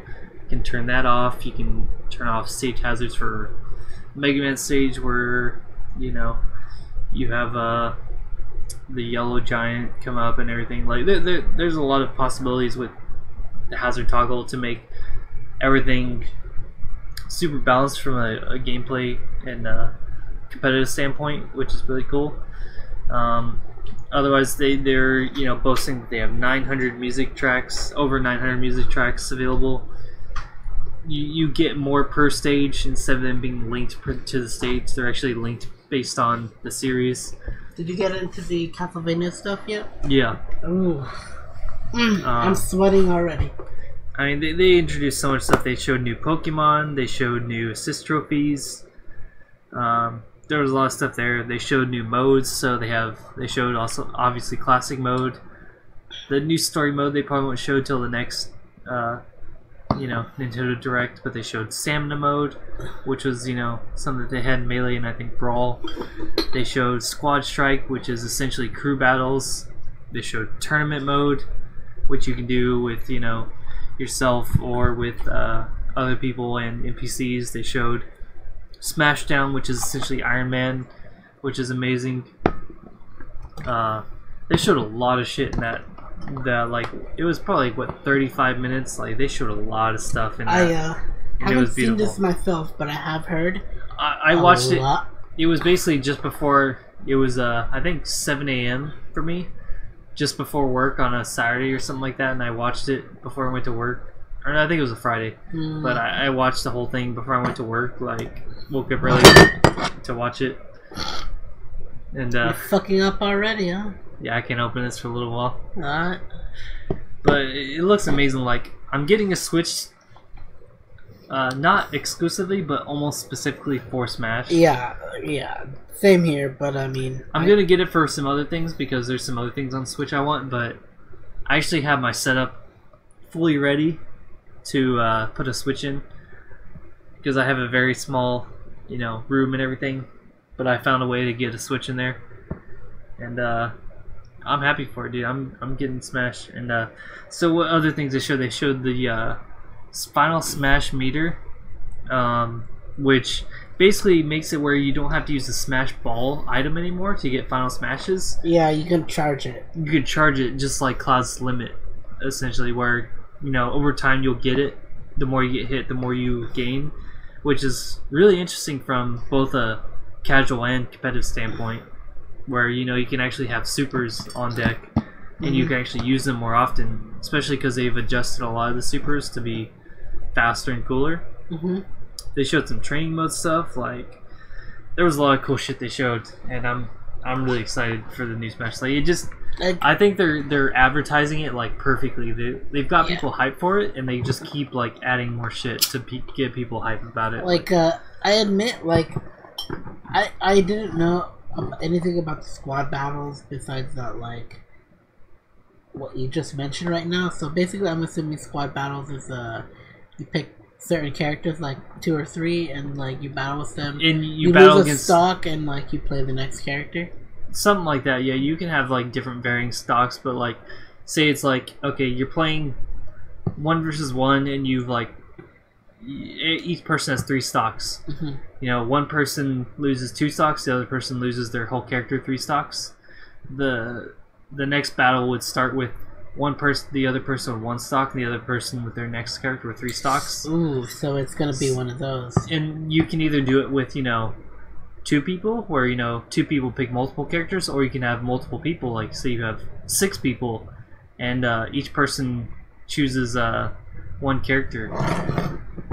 And so you have like, okay, I've got my boy here, and I'm gonna have him go in first, with this character, and then I'm gonna go in next with this character, etc. So there's a lot of interesting potential for that, which is pretty cool. So I'm really excited for the different modes, just because these are modes that like the community had made back, like it was unspoken kind of a thing. It was like, it was just something that was people did house rules. Exactly, it was house rules, and now it's like something that's getting implemented into the game, so you can do it officially more so, which is really cool. And that doesn't mean like, mind you, I've played a good number of D&D sessions where we have house rules and other shit. Like like a 20 would literally mean like anything would go. So like, you can make the most ridiculous thing where like I become a woman and then like just do this thing and then become a man. Right. As long as you roll 20, that thing will fucking be legit. So, like, exactly. So this is basically house rules becoming real rules. Yeah. So it's just great that like this is a change. Basically, they're acknowledging the the community and what they've created over like 20 years of community building and stuff like that, which is really cool. And I remember back at our when we went to the that little spot for the Smash tourneys and all that stuff, they did have a squad battle kind of thing. Yeah, they do that kind of stuff. It's like you go to like local areas, you go to like regionals. Yeah. And they do these kind of things, on a small scale, just for fun, because Smash is so unique as a fighting game that it has these possibilities, and them just acknowledging that really means that I think that they want to promote as much as they can. Exactly, they want to really get into that competitive edge and that competitive scene. They've been the competitive scene for like ages, and now they're trying to cement their place as the best. In my opinion. Like, no game I have not felt this way towards the game where they give me so much. Yeah. Like as Smash does right now. Yeah, and then they're adding so much. The new Smash is gonna have a lot. So basically, once that comes out, I think it's December, like 12th or some shit like that. No. Wasn't it November? No, it's in December for sure. Oh yeah, December. It's like 12th or 13th. But what? I'm my bad. I confused it with me getting the Switch around Black Friday. Right. So yeah, literally a few weeks before. You're gonna hear us talking about that we're gonna be talking about Smash towards the end of the year. I'll be talking about Xenoverse 2. Yeah. Switch games. Xenoblade. Xeno Chronicles. Xenoblade Chronicles 2. Yeah.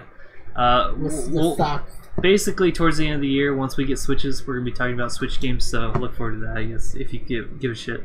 I mean, and if you don't, well, you need a reason to get a Nintendo product, and we will give you reasons. Alright, yeah. So let me get on the rest of my news here, so let me bang through this. No, take your time, but let me get in on that. Oh, you want to get in? Okay, so actually, just like about a week ago, maybe a week and a half, so, as you had mentioned earlier, Germany lifted the ban on Nazi imagery from video games, and also, the ban on Mein Kampf. Yeah, that was ages before the ban on, video games. And so now that games don't have to specifically, censor like Wolfenstein, they don't have to get rid of any kind of, swastikas and stuff from German video games. They've actually fully, pretty much, Germany in general, is okay with Nazi imagery now.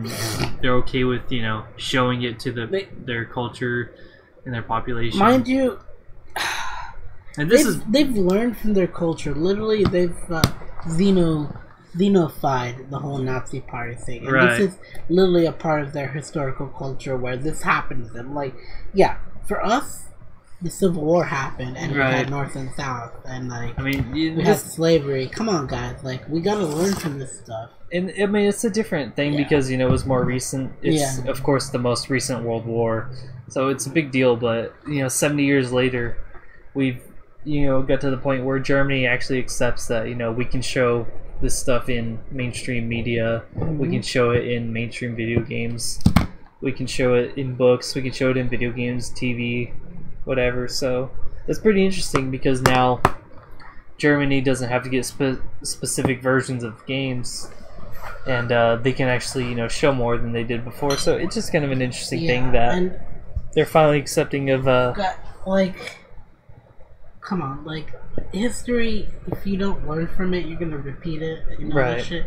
So I mean, that's why Mein Kampf was such a bestseller in Germany. After the ban was lifted, so many people after that point of the ban was so curious about what it was, what it is, and all this stuff. And it's just it's just a book ranting about oh, I had it bad. People had it bad. All this shit. It's just the way I see it, but it's still a historical document in my opinion, and it makes me feel better and thicker in the groin when people are like, oh no, I can't handle this stuff, and oh, I got the book, so how about that? Cash me outside. How about that? Yeah. So it's just it just feels great because I have more historical thickness compared to them. Right. Because I'm not afraid to get into the, the dark stuff of the culture. Mind you, oh my god, I've read some stuff. So yeah. So that's pretty interesting. So we'll see what happens with that. Anyways, but it's good that they're finally acknowledging it and just accepting it as part of their culture. They can finally move on at that point of their life. Exactly. Yeah. Now we can know them for Oktoberfest. Exactly. Which Adolf Hitler mentioned back in his fucking blog. Yeah, come on, man. Oktoberfest happened. Nice. Ages before. We need to go there one day for Oktoberfest. One day. But anyways, so 2 more news things. We'll stream one day in Oktoberfest. We'll have to. I think we have to one day. So we got so THQ Nordic gained the Time Splitters IP. So this is an IP that's been abandoned for like 15 plus years, I think, at this point. I've never heard of Time Splitters. It was actually a pretty iconic shooter for its time. Mm-hmm. Like, it did a lot of things that no other shooters did. It had like an insane amount of like potential. It had a ton of stuff with just like its comedy and just how it was able to develop. But the IP was abandoned for so long that everyone thought it was just dead in the water. But THQ Nordic actually picked it back up, and so I think THQ Nordic has been doing a lot of good things with video games in general, with the IPs they've had. So hopefully we'll see a new Time Splitters video game which follows suit with the original, and hopefully it does well with that. And then last but definitely not least, explain this one for me because what role was he in? Okay, so the last thing I had here, which is actually just 5 days ago I think. So this is very recent. Uncho Ishizuka passed away earlier this week, and he's a legendary voice actor. So he started in 1984, and he was doing stuff all the way up to 2018. So some of his roles were like, with Cowboy Bebop, he was Jet Black back in the day. You mean the big guy? Yeah, the dude with the robot arm. Exactly, the prosthetic. Oh my fucking god, Jet. He was a big. I can't remember the character's name in Initial D, but he was in every single Initial D season and movie. There's Takumi. There's I think it started with an F. I can't remember the name though because I haven't memorized it. Yeah, I've been watching Initial D a lot, but I haven't been. Yeah. I can't remember any so, characters in that. Pokemon. He was literally Professor Oak in Japan. Ooh. Like big character, it's like. Yeah.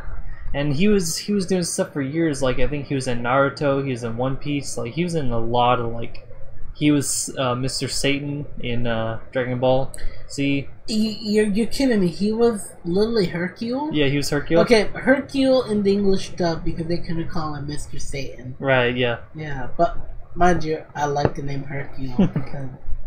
Come on, that sounds like some fucking wrestler name. It does, yeah. He's basically a wrestler. He is, yeah. He's a wrestler. But yeah, he's the best of the best wrestlers. That was him, and this is the Japanese voice actor, like... And his second to last role he ever did before he passed away was in Sword Art Online Gun Gale Alternate. Which character? He was the narrator for the show. He was the narrator. And actually, he had a lot of narrator roles in lots of different things throughout the years. Oh my god. He had one of those, like... I can't stop. I can't stop crying. He had one of those like deep like narrator roles, and that was one of his big things. I remember that, and that was the second to last role he did before he passed away, because then his most recent was Banana Fish, which is like a yaoi series, I think. But anyways, I don't watch any yaoi shit. Yeah, it's something that's airing right now. But I remember the Sao GGO in that was him. That was and he passed away just less than a week ago, so... God damn it. We gotta pay respects to another. Yeah, pay respects. We lost Grape-kun last year, now we lost... Uncho Ishizuka. From... a legendary voice actor. Like, this dude had been doing it for over 20 years. Actually, over 30 years in the industry. And, he was a big name, and... now he's gone. He's gone, so... one of our big, the narrator voice that you would always hear. One of those like, it just in big roles in general. It's sad when someone dies. It's people retiring. You get sad and all this shit, but when they die, they can't. Especially because he was active while he was, in his old age.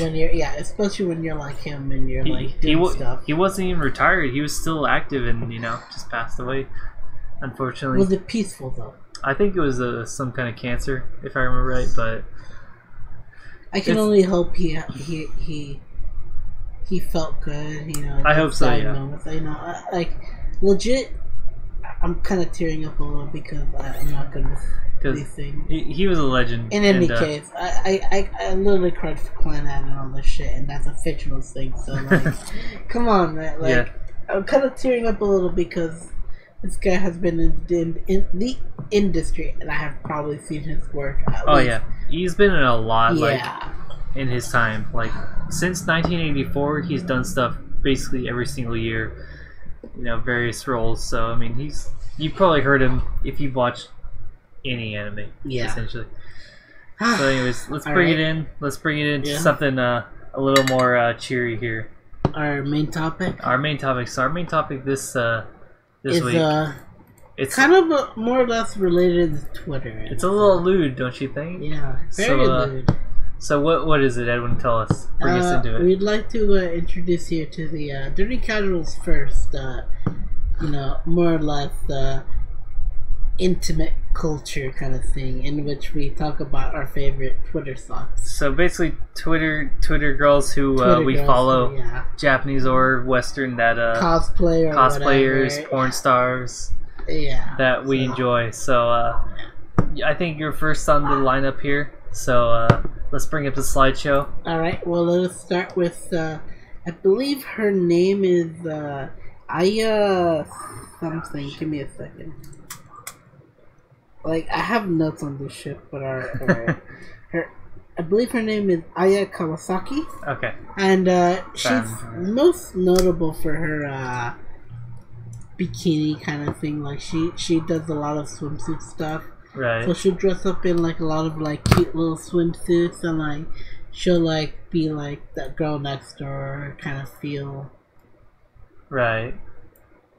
So let me bring up that's not her. That's not her. Hey, come on. Wait, okay. This thing's all messed up. Alright. This should be in order. Come on, man. Can we get this in order? Alexa, why is this not in order? What? Okay, yeah, there she is. Alright. Alexa, why is this not in order? I put it in order. Alright, okay. Alright, so that's her right there? That's her right there. She does a lot of swimsuit stuff.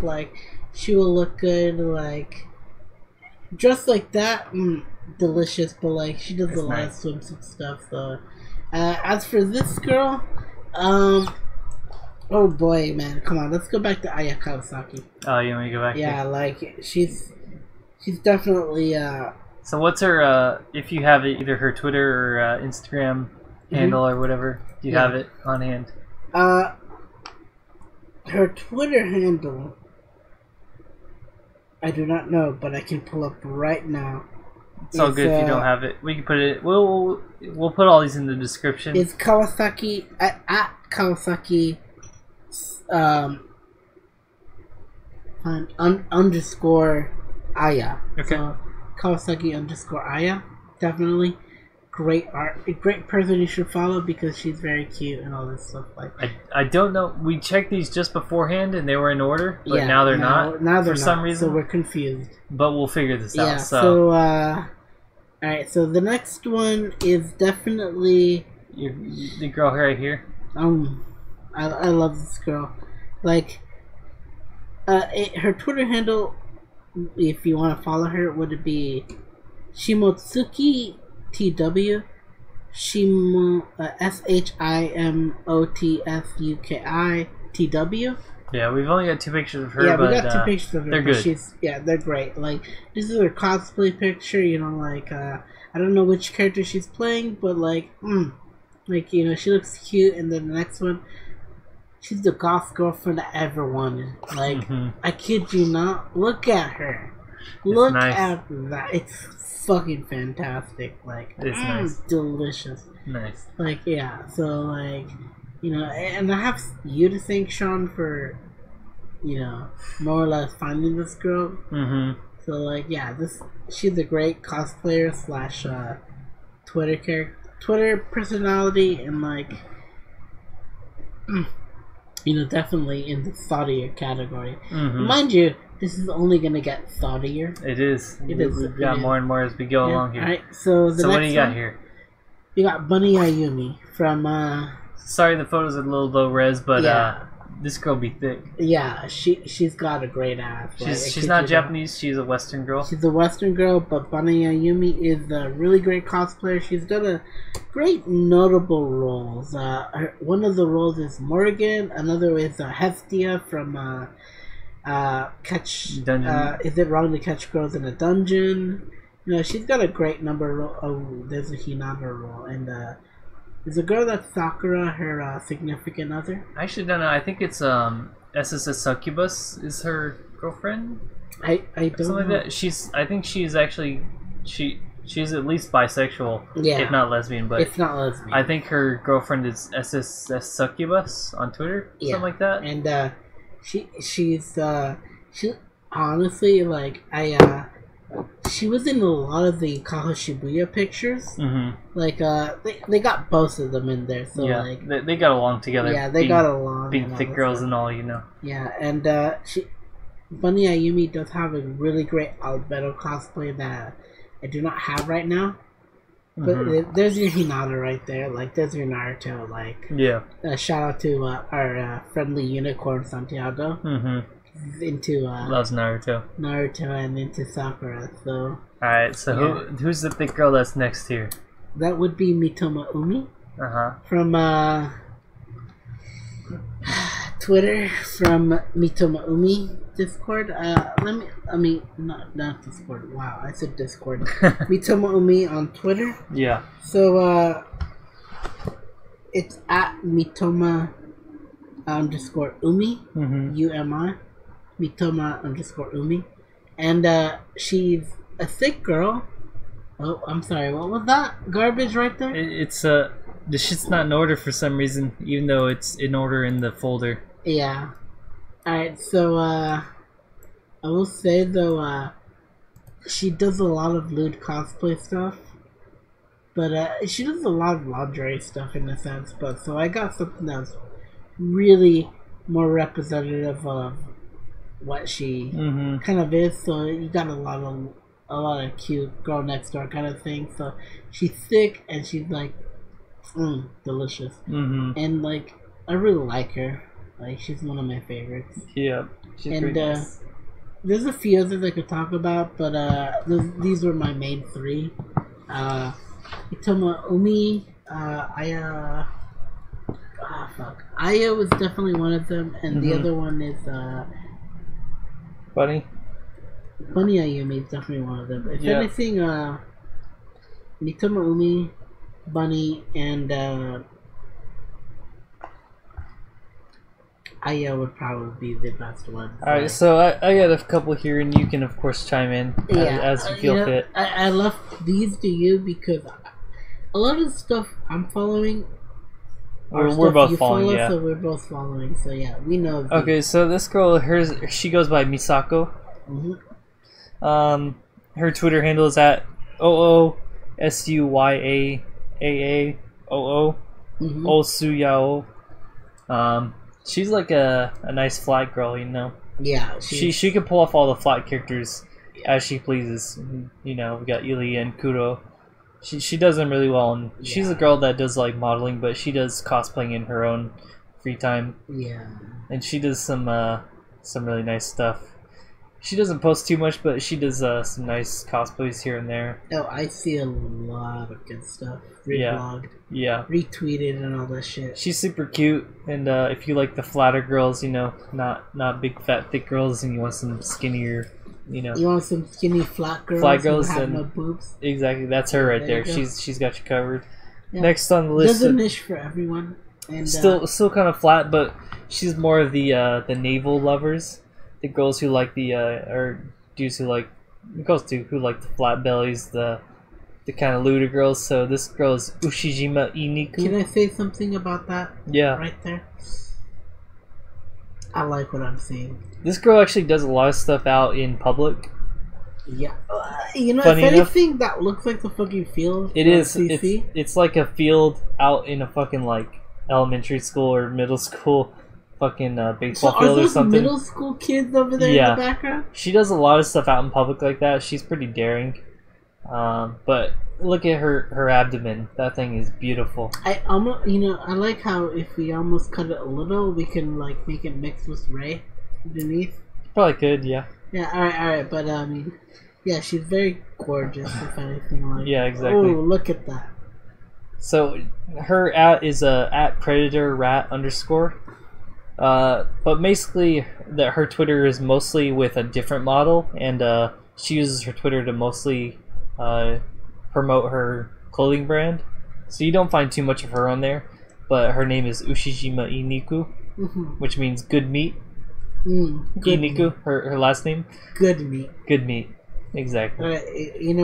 With a name like that, you can't go wrong. And so let me get into the gyaru girl here. Akanene Ginsizu. So she does some gyaru stuff. She does fully lewd stuff. She does full nude stuff. You can find her there. She actually doesn't post to Twitter that much at all, but no, she does some. I've seen her stuff before, but I have not. If you hear the police sirens, that'd be for us. Probably us. Yeah, probably us. But this girl doesn't post much to Twitter, but she's got some nice stuff. You can find fully lewd stuff of her. Splatoon, she's got full lewds. She's got the character from Gyaru stuff. Street Fighter or Tekken or I think maybe yeah. No, not Street Fighter. This is King of Fighters. This is Poison. From King of Fighters. No, from Street Fighter and really? from it's actually an SNK thing, but yeah, Poison. She does the Gyaru stuff pretty well. So let me get into the best of the best here. Not saving the best for last. Nonsummerjack. No. The girl who will go to Evo. Yeah, she went to Evo recently. Unfortunately, I couldn't go to Evo, or else I would have been there, stalking her like a fucking creeper. I would have really respected you for that, So this girl is she does the Gyaru stuff too. She's nice and tan. She's got the fucking great body. Yeah, she keeps herself fit. She does, yeah. And she actually keeps herself tan. And if you don't like the tan stuff of her, you can actually find some of her older stuff where she was less tan and a little bit thicker. Before she got a little skinnier, she used to be actually a little thicker, a little lighter skinned. You can find that stuff online, but nowadays she does pretty tan stuff. She's pretty fit and thin. Her @ is @ Mon Hanoero. None, right? @ Mon Hanoero. Mon? M-O-N? MONHANNOERO. I thought it was N-O-N. No, she does. Her @ is MON. Okay. But Nonsummerjack, she goes by Nonsan, and she's got the body of a goddess right there. Yeah, I mean, someone made a doujin of her. There's multiple doujins of her. But like this one, notably was yeah, her Anubis character and her which other character? I think 2 of her different Anubis characters, but I don't have any of them here. But she can obviously pull off the Egyptian Anubis character, and she has multiple. So she's definitely an Egyptian beauty. She is. Yeah. So unfortunately, I follow her, and I like what I see. Like honestly, she posts pretty often. She a lot of the stuff she posts is in the gym, and like it's been keeping me going to the gym. And I don't know about you, but like sometimes sometimes you don't want to go to the gym, and like you just see her and just like, all right, you know what, it might be worth. And she drinks down, dude. She can hold her liquor. She drinks a lot. Yeah, given her physique, yeah, I bet she can fucking hold her on with her liquor. So let me get on to the this girl here, Eri Kitami. So this girl kind of has like a creepy vibe to her, but she's actually amazingly cute, and she actually, her main draw is that she does fetish latex stuff. She does like skin tight bodysuit latex stuff. Are you directing that to me? Maybe I'm into that. If you're into that, this girl does a ton of that stuff.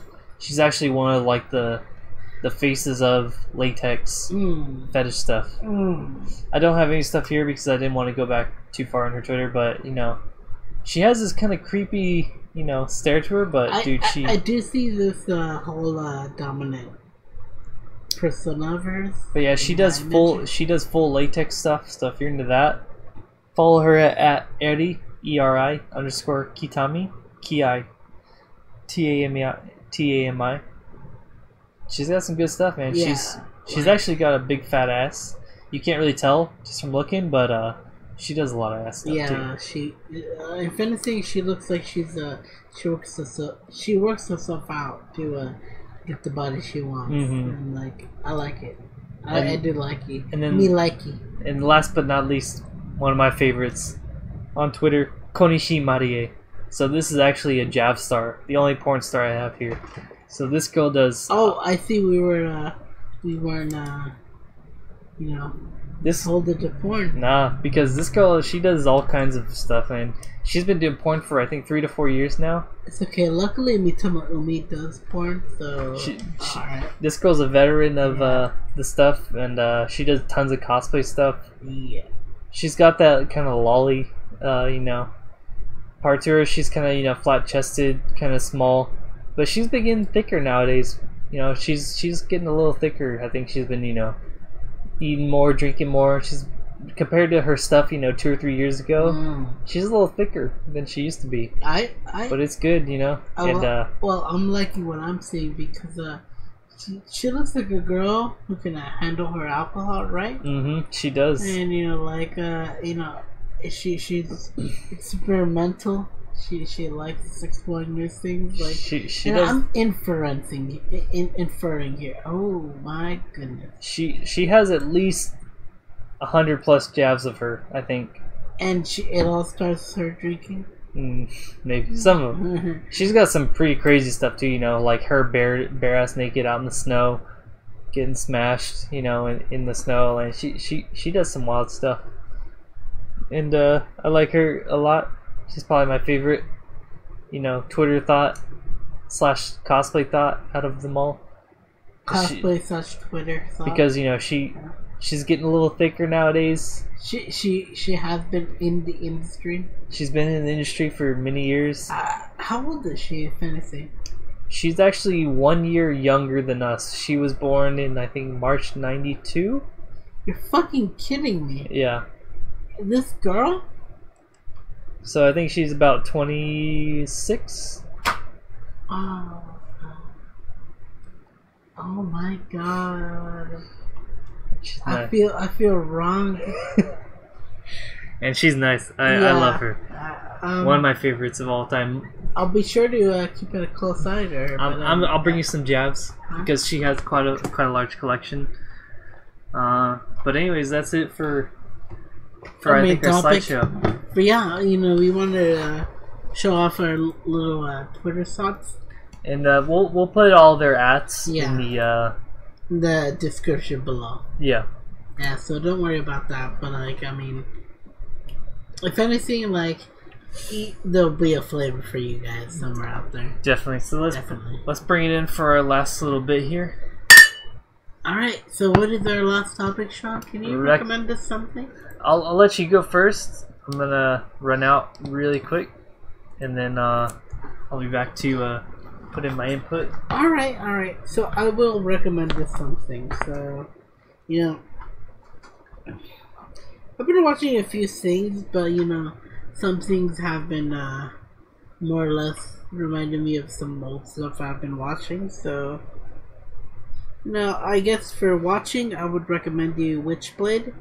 Because given our topic, we're talking about a lot of Twitter thoughts. Just a bunch of girls would post their, lewd images and all this stuff,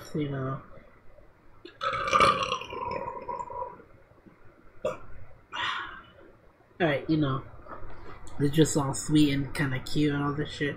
So, my recommendation for watching would probably be, Witchblade. Just because, you know, Witchblade is an anime where, I don't know which year Witchblade the anime came out, you know, or if there's any other ones, but the Witchblade I saw was, this, kind of like MILF girl who, like, she adopts a young, girl who's, like, she accepts it's her daughter, she, you know, a catastrophe happened where she can't remember who she is and all this stuff, but she takes care of this girl, and she becomes this, like, later on, this angel arm weapon, and she becomes a witchblade. And my god, man, delicious. Is it? Because, I mean, come on, this is Witchblade. You're expecting ecchi, you know, you're expecting MILFs, you're expecting a lot of good stuff. And I mean, Witchblade has you covered. It does. And, like, you know, they make it a sense where, like, yeah, you know, the Witchblade chose the MILF, but if it had a choice, it would have picked the girl who's the MILF's daughter, adopted daughter, or something like that. And it's just like, no, the reason she wouldn't have chosen was because she's still too young, you know, for the angel weapon, mind you. This is a comic series that has, you know, this is an American comic series. So like, Witchblade is like basically, alright, so you got the Witchblade who's like an angel weapon, you know, hunting all the demon weapons and all this shit. And then you got the Darkness, who's this kind of like demon weapon. You know the Darkness game and all that shit. You know, the Darkness is like this demon weapon that like hates the Witchblade, so they have a crossover every now and then where they battle and all this shit. So like Witchblade, the Witchblade anime, delicious. Cause you get Here's the thick girls. The first result is from Amazon. I'm sorry, Alexa, are you fucking listening in our shit? Alexa, fuck you. Fuck off. Fuck off. Alright, anyways. So yeah, I like Witchblade. Delicious because it is a great anime. And I mean, it relates to the series of the Darkness and all this shit. So like, yeah. So it is delicious and all this shit. It is fantastic of a series. And I definitely recommend you watch it because it's really deep, and just because it's ecchi and all this shit doesn't mean it's not good and all this shit. So like, you get a good amount of closure, you get a good amount of drama, and I recommend Witchblade. Alright, so the next thing I would recommend, this is for our playing segment, I would recommend Doom, because I love the Doom game. Like, the recent Doom game have been fan-fucking-tastic. And, like, delicious. Like, you got a lot of things. The main reason I like it is the, arcade. So you basically do a map. You go as fast as you can. You get as much collectibles as you can. You fuck up, like, all the demons as much as you can. And, like, you get a score after that. And, like, it's fantastic because you continue and all that shit. But, like, you can do better and all that shit. So, like, I like it. So, Doom, it's definitely a fun game, like, especially when you're playing it the first time in the story campaign mode. Like, it's more than you expect it to be. Right. And it makes it better because of the, new Doom Eternal coming out. So, like, it's a melting pot of fucking demons and all that shit. So, like, enjoy it. Enjoy, if you can, enjoy Doom, original for, 2016. Because Doom Eternal is gonna be fucking fantastic. So, like, enjoy this first edition of it. So, yeah. And as for reading, you know, I've been reading a good number of things, but I'm not gonna recommend Mein Kampf or anything like that. I'm gonna recommend Goodnight Poon Poon because it's deep. Like, it'll fucking cut you up. You'll feel conflicted about it. And, like, Goodnight Poon Poon will make you feel human in the worst ways. And, like, I really like Goodnight Poon Poon. I'm on volume 3 right now, so, like, I've got a lot of chapters to fucking finish, but, like, I'm in the first 2 chapters, and I'm hooked. So, Goodnight Poon Poon, you can't go wrong. And, instead of watching or playing, and, actually, if anything, I didn't say watching, right? Which played what? Doom. Yeah, you said, I think you got all of them. Yeah, I got all of them. Alright, so yeah, that takes care of my, recommendation. What about you? So Sean? my video game recommendation was also Doom. I'll have to steal right? it. It's really good, especially I don't know if the QuakeCon sale is still going on, where it was $10, but I think if it's not, then it's probably $20. It's worth it. Though. It's worth it honestly at $20 even. But I mean, if anything, I feel like you got the DLC for it. I don't think I did, but there's the weapon DLC. I don't know if you have it yet. I don't think I do. Like Alright, if you don't, there's some stuff you gotta look into that'll make it fun. But I mean, you can still enjoy the normal weapons, the normie weapons. Alright, I see how it is. Yeah. I see. But it's really good. And I'm gonna be picking up Doom Eternal at some point too. Yeah, same. Later in the year. And then my I have no reading recommendation, but my anime recommendation. I don't know if I've recommended this before, but if I have, then whatever. I recommend it again. Time of Eve. Eve no Jikan. I don't believe we have. It's specifically because of the hype around, Detroit Become Human. And about, androids. Really, the fucking shit game of like. And David Cage's human? trash, yeah. And I just wanted to recommend something even better, where you have something about robots and androids becoming human and having human fucking emotions. Watch Battlestar Galactica. You can watch that, but yeah shorter. It's like an hour long.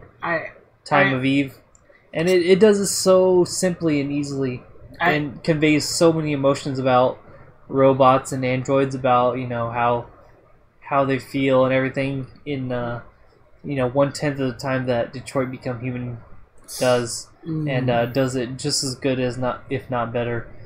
So watch Time of Eve, because there's you can watch it's in a movie format, where they had a movie where it's like an hour long. Alright. And you can just power through it, and it's amazing. It's one of the best shows as far as like tackling that robot versus human, and robots becoming emotionally susceptible and everything like that. It does a really good job on that. So I'd recommend that. I mean, I would too, but like the only reason I know about Detroit Become Human is because it's a shit game for the wrong reasons. Yeah. So yeah. I'm never gonna buy that game. I've watched multiple playthroughs of it. Yeah. From various people just to see, but I have no desire to play it, honestly. Yeah, it's really lackluster. Like, this is the guy who made Heavy Rain, and like, I like the idea of Heavy Rain, but then like the execution was bad. I think Detroit Become Human does it okay, where it's like your choices actually do matter, but it's like your choices do matter in that, but it's like it could have been better. It's like it's still very lackluster as to how this story plays out and everything. But it's hard to say. But if you want to watch, in my opinion, my personal opinion, if you give a shit about that, I know you don't, watch a Time of Eve or Eve no Jikan. It does it just so well in 1 hour, which anybody can just watch something in an hour. I'm not sure if it's on Netflix or whatever, but you can watch it somewhere. And then I'm gonna get to the tags. So we've got tags that we recommend for you boys. In mine this week, I might have recommended this at like Dirty Casual Corner number like 2 or 3 or something, maybe really early on.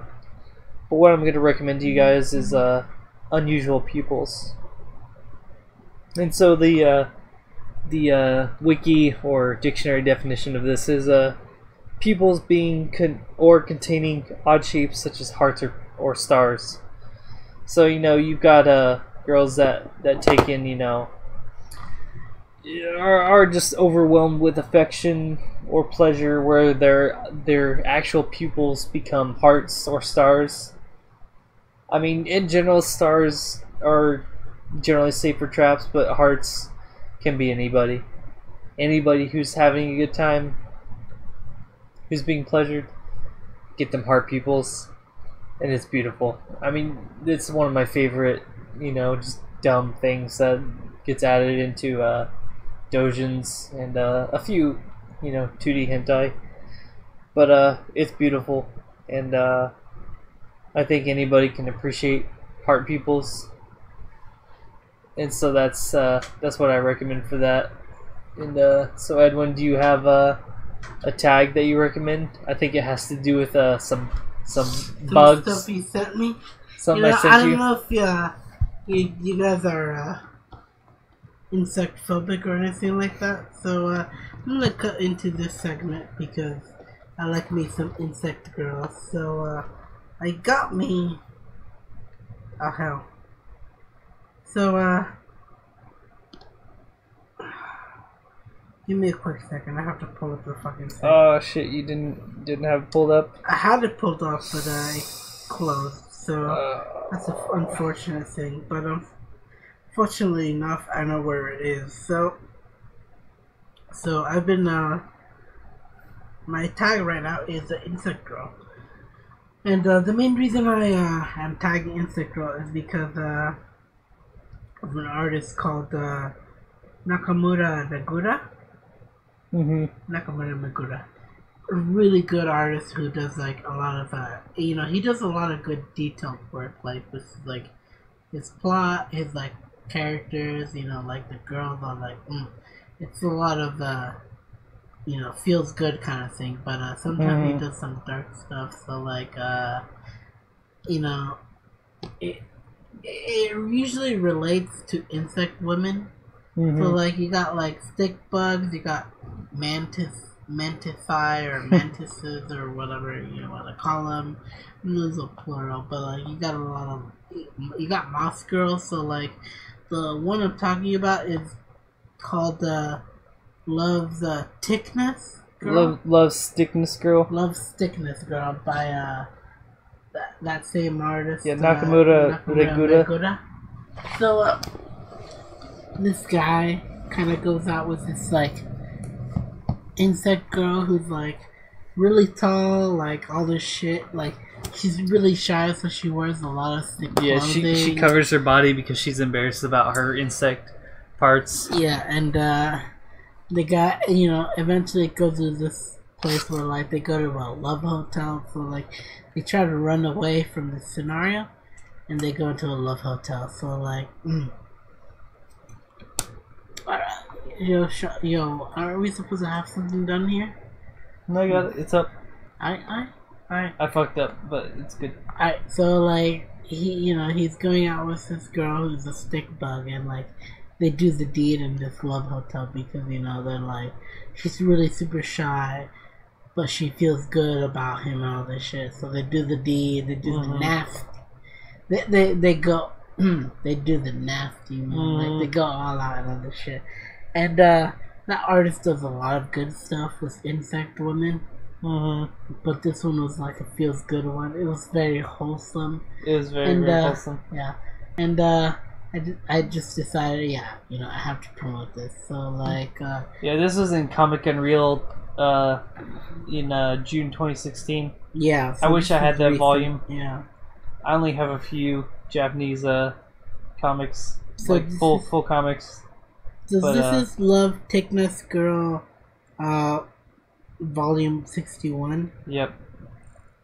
By Nakamura Megura. And it's amazing. Yeah, it is very delicious. But yeah, you can find that artist. He does a lot of bug girls, and it's all really good stuff. There's another work that I like about him, but they're more man-eater bug kind of thing. So like, the guy is human, but like he's the pet to this fucking insect girl because she eats humans and all this shit. So like, yeah, like this guy does dark stuff. So like, but this is one of the intro stuff. So you'd enjoy it. It'll fucking feel good, and like it'll be the intro to the other stuff you'll get into, and delicious. What about you? I already mentioned mine, so you missed mine.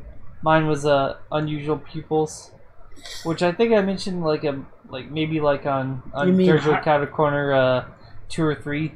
Mm-hmm. But heart pupils, star pupils, that good stuff.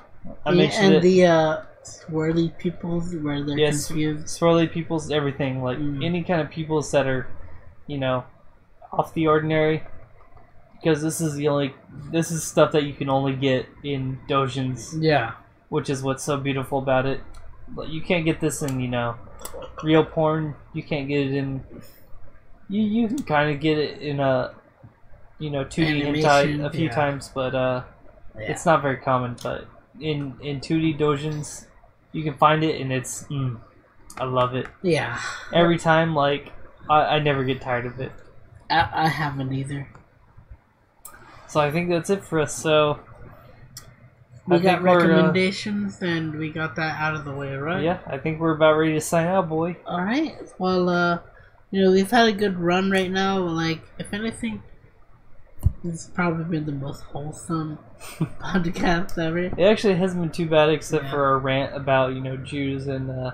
Hey, that was mostly on you. It was mostly me, but I just think it's coincidence. But either way. It just happens to be that way, and that will change eventually. But it doesn't matter. Someone will take that spot. Right. Yeah, and I hope it's me. One day. One day, the lewd boys who like thick girls, will take over the world. And one day, the dirty casuals will be.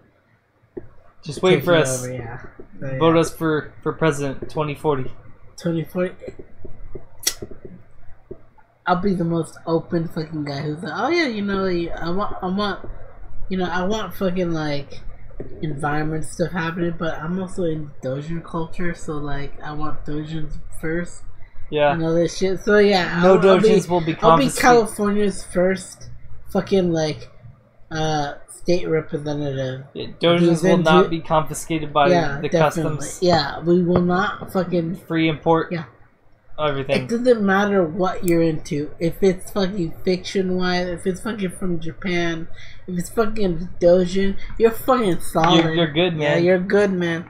And I'm not promoting anything lately. There's been a lot of fucking, religion bashing because of stuff. Because of the actual pedophilia from we're not into that. We're not churches. Into that. Yeah. We're not into it in real life. We're into it in doujins. Doujins, in fiction. It's all only. Fiction. Yeah, don't fiction don't only. fuck around with real life. Do not ever fuck around in real life with that. Never. That's fucked up. Yeah, it really is. I mean, if anything, come on, keep it in the space that is okay, and that's drawings. In the fiction. It's literally just drawings.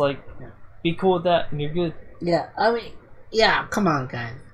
And if anything, that kind of ends our recommendations and tags and all this shit. I think we're done here. So we're done here. So let's break out. So thank you for if you actually watched this whole shit. Because I know you didn't. And if you have, please feel free to subscribe to us. Feel free to fucking hit that bell notification. Please comment at all. Comment. If you watched it all. Recommend us something to watch. Recommend us something to read. If you hate our guts, something to play. Please tell us. Yeah, please tell us. Anything. Yeah, we're fucking in need of a community here. And we would like to start that community. One day we'll get a webcam and we'll do live streams just so we can, get you boys in. We've been talking about a lot of stuff, so we've been talking about fucking saucing up tendies here, right? Saucing up tendies to have us be in pain while we talk shit. Yeah, so we'll be getting into that shit, but if anything, we'll still continue the podcast and all this shit, but we want to give you more quality content. So like, yeah, please feel free to like do whatever you can to support us. Like, just watch our stuff and share it. You know, I'm not gonna ask for a Patreon. Fuck no. I'm not gonna ask. We don't do this for money at all. If anything, if I asked for like anything, I will give you guys shirts. Unlike Destiny, like, you fucking meet the minimum requirement for us, I will give you the shirts ourselves. We'll make our own shirts one day, and we'll fucking give them away. If you we'll give them away, and you only have to pay $5 and shipping. Just shipping, basically, that's it. Just shipping, and maybe $5 would make it personal for you guys. Like, loves to suck dick 29, 20, 30 kind of thing. You know, if that's your username, whatever. If anything, my username is FoundVega25, so I'm getting my social shirt on that. Yeah. So I want to give you guys the chance to be fucking gay as fuck or straight as fuck. So yeah. Thanks for anyone who watched. Take care. Have a good time. We'll be back in 2 weeks. And keep watching anime. Keep watching games. Keep playing stuff. Like, the community will grow bigger because of this. One day we'll become solid. We'll figure it out. Yeah. But if anything, man, give us stuff to recommend. Like, please feel free. You are not inhibited by us. We will watch it. We will do it. Unless you're whiteys, in which you'll be treated like shit. Poor like whiteys. less than humans. Until you fucking shitpost right and like get accepted and like us. Poor little white boy Sean. Yeah. So like can't think of it. Still hasn't known about me. So like I'm still a whitey. Alright, so yeah, we're cutting it off here. Thanks for watching. Take care, guys. Much. Yeah. And have a good 2 weeks. We'll see you 2 weeks from now. Take care. 2 weeks or 3 weeks, if nothing happens. Yeah. Alright. Bye guys. Take care, faggot. We're going to hell. Alright, let's go to a bar. Let's get food. What? Why hasn't that stopped? It's frozen, isn't it? Oh shit, is it frozen? Is it? It's not stopping.